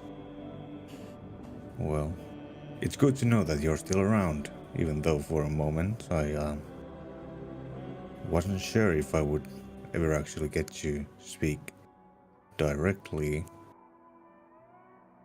but I'll be in touch. Very well. But I do have one request. You are going to one of the lairs of hell. Now, that said, there are many individuals who would seek to flee from hell. And though I help them in this path of Phonax, that we they have labeled, I have helped many souls try to become what's known as the Returned. Hell, even the one's individual spirit connected to your soul, funny enough, being a decrepit old man, they still seek to return. It may not necessarily be as fruitful for your other individuals amongst your little troop. But if you do ever come across these individuals seeking to become returned, free them. At least see them to the path and explain where they should go, what they should do. To travel the river Styx underneath the veil and eyes of Aetherios and Erebos. And if you don't find any individuals there, the wardens Individuals. That's how you say. Oh, let me explain. Arriving to hell and escaping once more, to put it simply, anthrax. It won't be as easy as last time, so listen well. There are individuals hunting you down as we speak, to put it bluntly. If it weren't for the corruption surrounding the area, you would be 6 feet under if you were careless. This is going to be amplified with multiple individuals going to hell and planning on leaving later. So watch your back. The individuals who'd seek to bring you back to hell, killing you and leaving you 6 feet under, they're known as the Phylaskia. Armored skeletal spirits who guard the borders of the underworld. They don't sleep, they show no mercy, and they slaughter all who try to escape. They were enacted by Clothis, Destiny's will, after I escaped. However, this doesn't mean your chances of leaving and fleeing hell are hopeless. You might have a chance due to the corruption mess that's happening throughout all of hell. So at least stay cautious, if you will. Is that clear? Oh, most definitely. I was only expecting it to be harder every time after time if you do try and escape such place. As you begin to see, you'll notice as the wolf begins to slowly rise, and eventually, as it does, you will notice as its form completely begins to explode out into a swarm of ravens that begin to slowly start manifesting and swirling around in a circle. You'll see as they begin to grow larger and larger with size, and more ravens begin to start flocking towards the area. You see as whenever Fnac speaks for a moment, it's a cacophony of voices before they look over towards you and they say, Well, that is good to hear. I bid you farewell, as a loud pixie needs my attention. So, if this is all that you have for me, is it? For now, I have nothing more to add. Have fun with your pixie. Oh, I will. Alright, bye now. And with that, you'll see as the ravens begin to slowly start swarming out from the forest, begin to head out into oblivion. You notice as the shadows begin to slowly return to their normal form, and with that, you're free to do as you wish. For now, we just return to the camp. You got it. As this is sort of happening, and you would notice as the others are probably long gone by this point, as you eventually return, but as we look over towards our last set of individuals, last scene for this session, we head towards Sarthiel, Grazrararo, and Yahato into the Forest of Winter.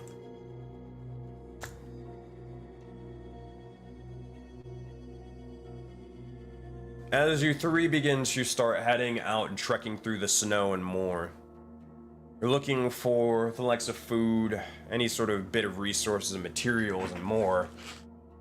With that, you guys are free to explore as you wish. Looking around and about, there is a small sort of, not rift, but a small little river going through the middle of this sort of, earthen area.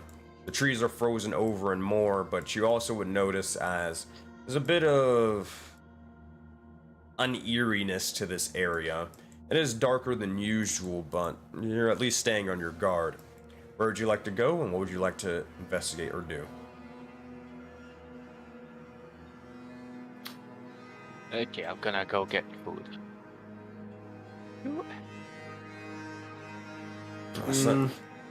Yahato, is this the area where you and Ulf fought the... No. No, Okay. because that different. area would be pointless of searching because they already got everything from it. Yeah. So, let's say, just go towards like any big trees where it looks like. Can I jump over this? You're not. You may seem like an anime character, but you're not there yet. Yeah, I know. I'm just asking if it's like that big of a. Yeah, it actually is that big of a jump. That'd be like a 15-foot jump. Damn. Okay. Now, how about me? With enough, if you like go into monk mode and use Step of the Wind for a key point, then yes. But I mean, you could certainly try. The river thinking is frozen, right? Yeah. Yeah, I'll just go down. Yeah, it's not a big go thing. back. Okay then. Okay, I'll just try not die then. All right. And yeah, going towards like anywhere where there are like actual non-dead trees and try and get some good quality wood if possible. Sure thing. Make a perception check, you three, or Okay. make not perception checks. Make survival checks for me. Okay. Ugh. Makes sense for Graz for this one. So 8 for Yato. You're looking around and you're trying to understand exactly where the heck is everything. Now, granted, you do see something sort of glinting off to the side over here. Hmm? And it seems to be something or shining a little bit. You're not entirely sure what it is, but you'd have to get a little bit closer to find out what that would be. Sarthiel, you looking over, you would see as off to the side there is a... I want Or to add, I'm specifically looking for living animals. Living animals, gotcha. You see two things. So, the first thing that you see, you look over and there seems to be a corpse off to the side. It seems to have some sort of pipe or set of pipes next to him, next to their corpse. Looking over just very, very quickly, it seems to have wolf bites amongst them. And whatever, you're not entirely sure what the pipes are about them, but regardless, you look over and you see as immediately something sort of shifting in the likes of this sort or these sort of bushes off to the side. Now, while that's happening, real quick, Roz, with your natural 20 or a total of 25 in your survival check, begin to sniff for a moment. Something's here. Something's near. Something dangerous, I'm assuming. Not necessarily. You smell something living, and multiples of it. Kind of smells familiar, but you're not sure why. Maybe rabbits? Not like that. More of the smell specifically. It smells familiar to you. Like, you've been able to pinpoint Yahato's distinct smell. Same thing with Sarthiel, and more. But this smell, it seems familiar in the likes of a thing that you've encountered before. You're not entirely sure what it is, but you do know it is coming from this general area as well. Graz immediately goes there, wherever that is. As soon as this begins to happen, Sarthiel, you look over and you see as something is sort of shifting in the bushes, you watch as Graz just walking directly towards it. Something's there. Yeah, that's why I'm looking. Okay. As this begins to Graz will occur, pull out one of her, get one of her hand axes ready. as this begins to occur, you immediately send or watch as immediately With Jon Snow. no, you begin to see as an elk begins to slowly just sort of break out from the likes of the trees as it was hiding off to the side, and immediately just sort of bolts directly past you, Graz, and directly past you, Sarthiel, trying to go off to the side for a brief moment in time. As this sort of occurs, you see as it's running over here and begins to bolt over towards the rocks. As this happens, Yahato, you're looking over off to the side, so you're a little bit slower to react, but Graz and Sarthiel, what do you do to at this moment in time? What is it? It is What an is it? elk. Elk. Mm-hmm.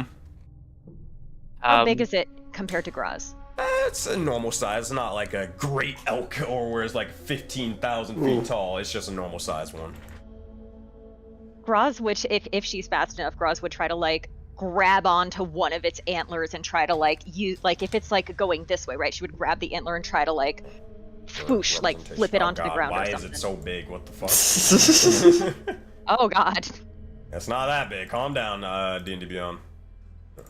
Alright. It is roughly this size. It's more of like longer rather than actually tall. But Graz, as this sort of happens, what are you trying to do? Are you trying to attack it? Yes.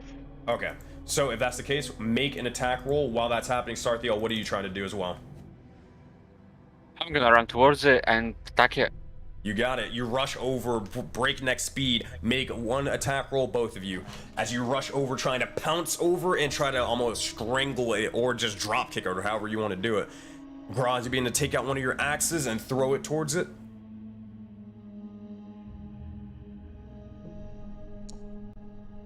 $11 will hit, 10 points of damage, and a 15 will hit for, roll a d6 for me. 8 points of slashing damage, nice. As you both begin to slash and bludgeon this individual, you see as it begins to topple over for a moment before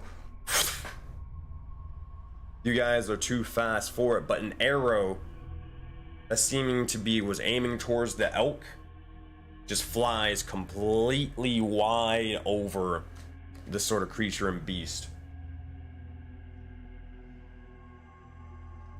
You look over, and as the elk begins to sort of drop down, sort of tumbling for a bit, you see as it is completely bloodied, it is dead, or most definitely dead. But the arrow itself seemed to come from this sort of area off to the side. You'll notice as slowly shifting, more and more of the trees will begin to slowly start moving around for a bit. You'll hear the sort of trudging of footsteps and more, and multiple footsteps at that. While they are distracted with this, I'm gonna completely ignore it, and as the life is leaving the elk, I'm just gonna sort of grab it and feed on it. As you begin to do so, What? you begin to you begin to sap the energy from this individual as it slowly is drained away. We'll get to that in a second. Yato, you look over, there was a shiny thing, and then immediately bolting out was this elk. Now, granted, you probably see Sarthiel right now. Graz was distracted 100%. Yahato, maybe not so much. See me? I mean, he wasn't like necessarily fighting the. He just looked over and just saw a fucking elk burst out of the woods. He got down. So, if you want to retcon it, let me know. But Yahato, yeah, you see this motherfucker right now. Oh, I'm gonna try to do it stealthily. Stealthfully? Alright. Make a stealth check. Oculi sight, Yahato, make a perception check with advantage. Oh Okay. fuck, I forgot about that. That's the thing. Oh fuck! Oh no! Oh, yes. And the dice have decided this is the funnier No. narrative. No. Man, I got the Sharingan. Damn, babe, did you have secrets? So, Sarthiel, if you would be kind to describe what this looks like. Or unless you really want me to, I can also do that. I think you would do it better than me. I gotcha, bud. So, you would see as Sarthiel would be sort of holding out his hand towards this beast. You notice as it begins to start shining with almost the divine radiance of a sun for a moment. And as this begins to happen, you see as smaller sort of, how you say, spectrals of light begin to start seeping off from the elk itself. With each sort of spectacle, with each sort of light forming from it, you notice as the elk's flesh, the elk's skin begins to slowly drain from it before they're slowly turned into a husk, no longer living, as he saps the life from them. As this happens and occurs, until you witness all of it. Fuck. It's a very fast process, to be fair, but what do you say or do? So he'll just like look back at where he saw the thing, like kind of trying to remember where it was, where he saw it, and just walk slowly towards Sarthiel, like, what exactly are you? That's what fuels my abilities. Looks slightly defeated. So, what did you absorb it? What is it about?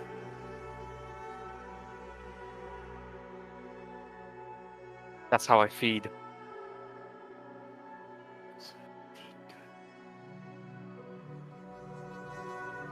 You see as he's kind of like worried, like, so you feed on, you just fed on it, no, not trying to cook it or anything. Exactly. That's basically the same thing you do.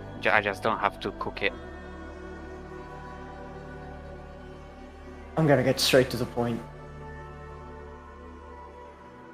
Would you do that to a humanoid? I never have. Can you?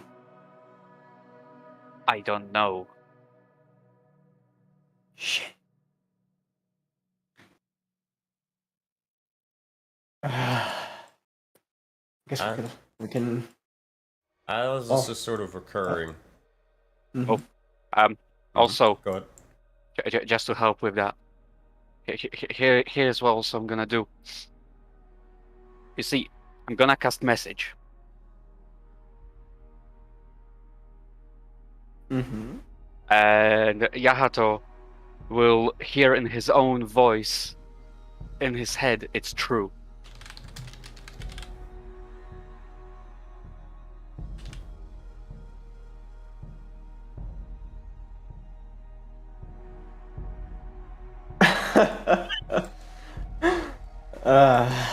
Shit. Alright. I guess I can take care of that later. He doesn't seem too hungry. I mean, I hope that was enough.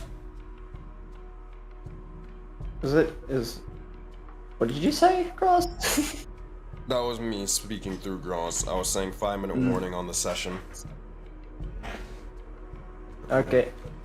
As he says that, he'll just walk towards Graz. Say, did you find anything?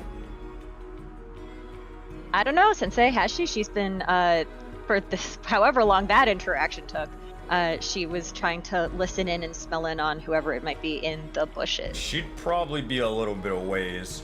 As you sort of gotten into Yeah. here. Oh, okay. So I can't. She's far away. All right, never mind. I read yeah. on that.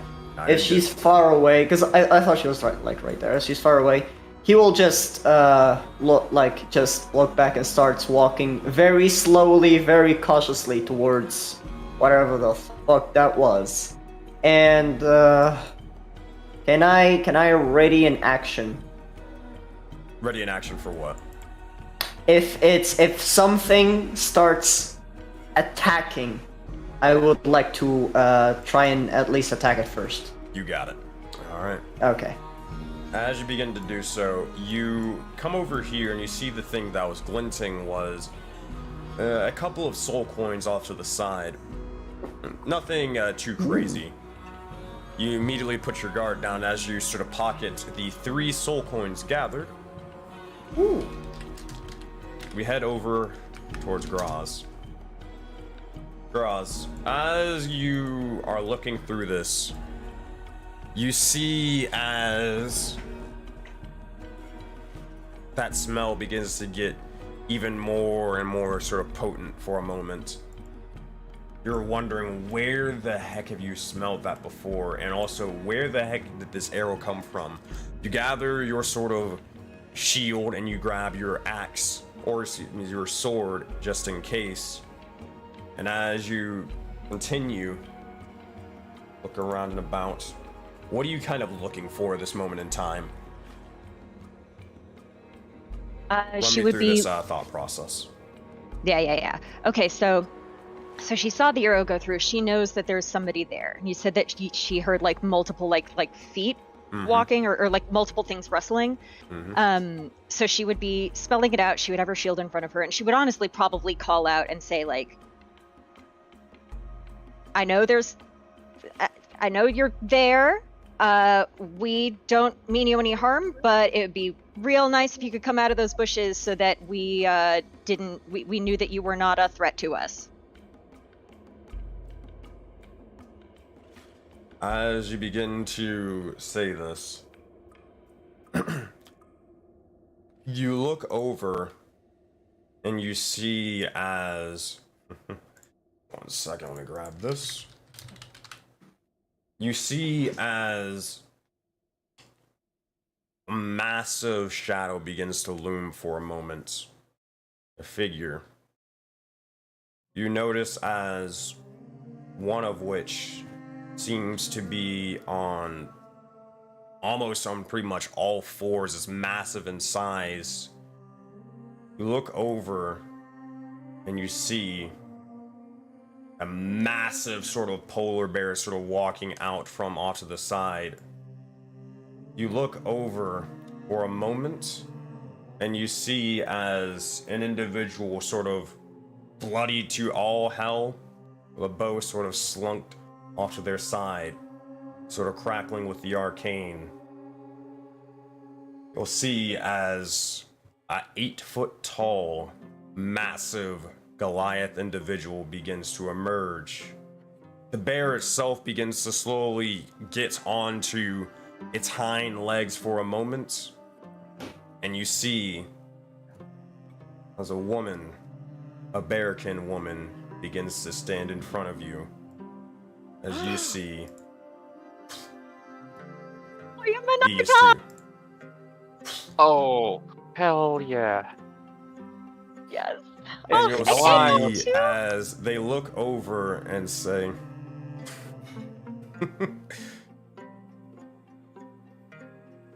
You two, you seem to have grown a bit. I don't think we'd be much of a threat for you at this point. I don't know. You're pretty fearsome, Moya. Although you look like you just came out of a real hard battle. We're got a few different people from everyone you knew last time, but God, so much has happened. We have a place where you could come back. We could get you cleaned up if you want to come back with us for a little bit.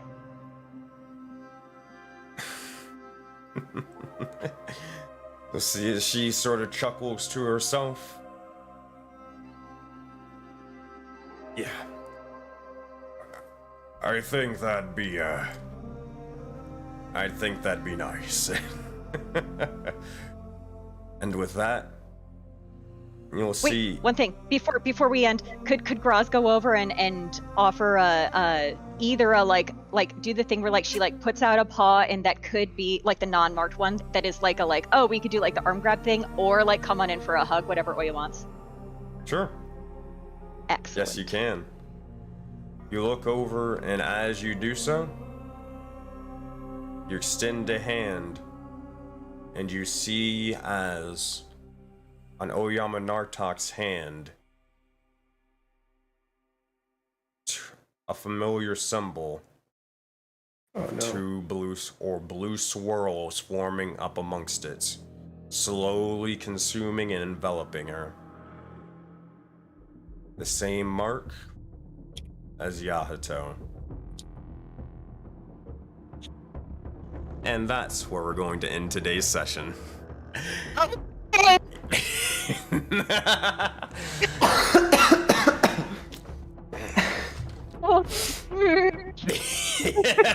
You still want to shake hands, Gross?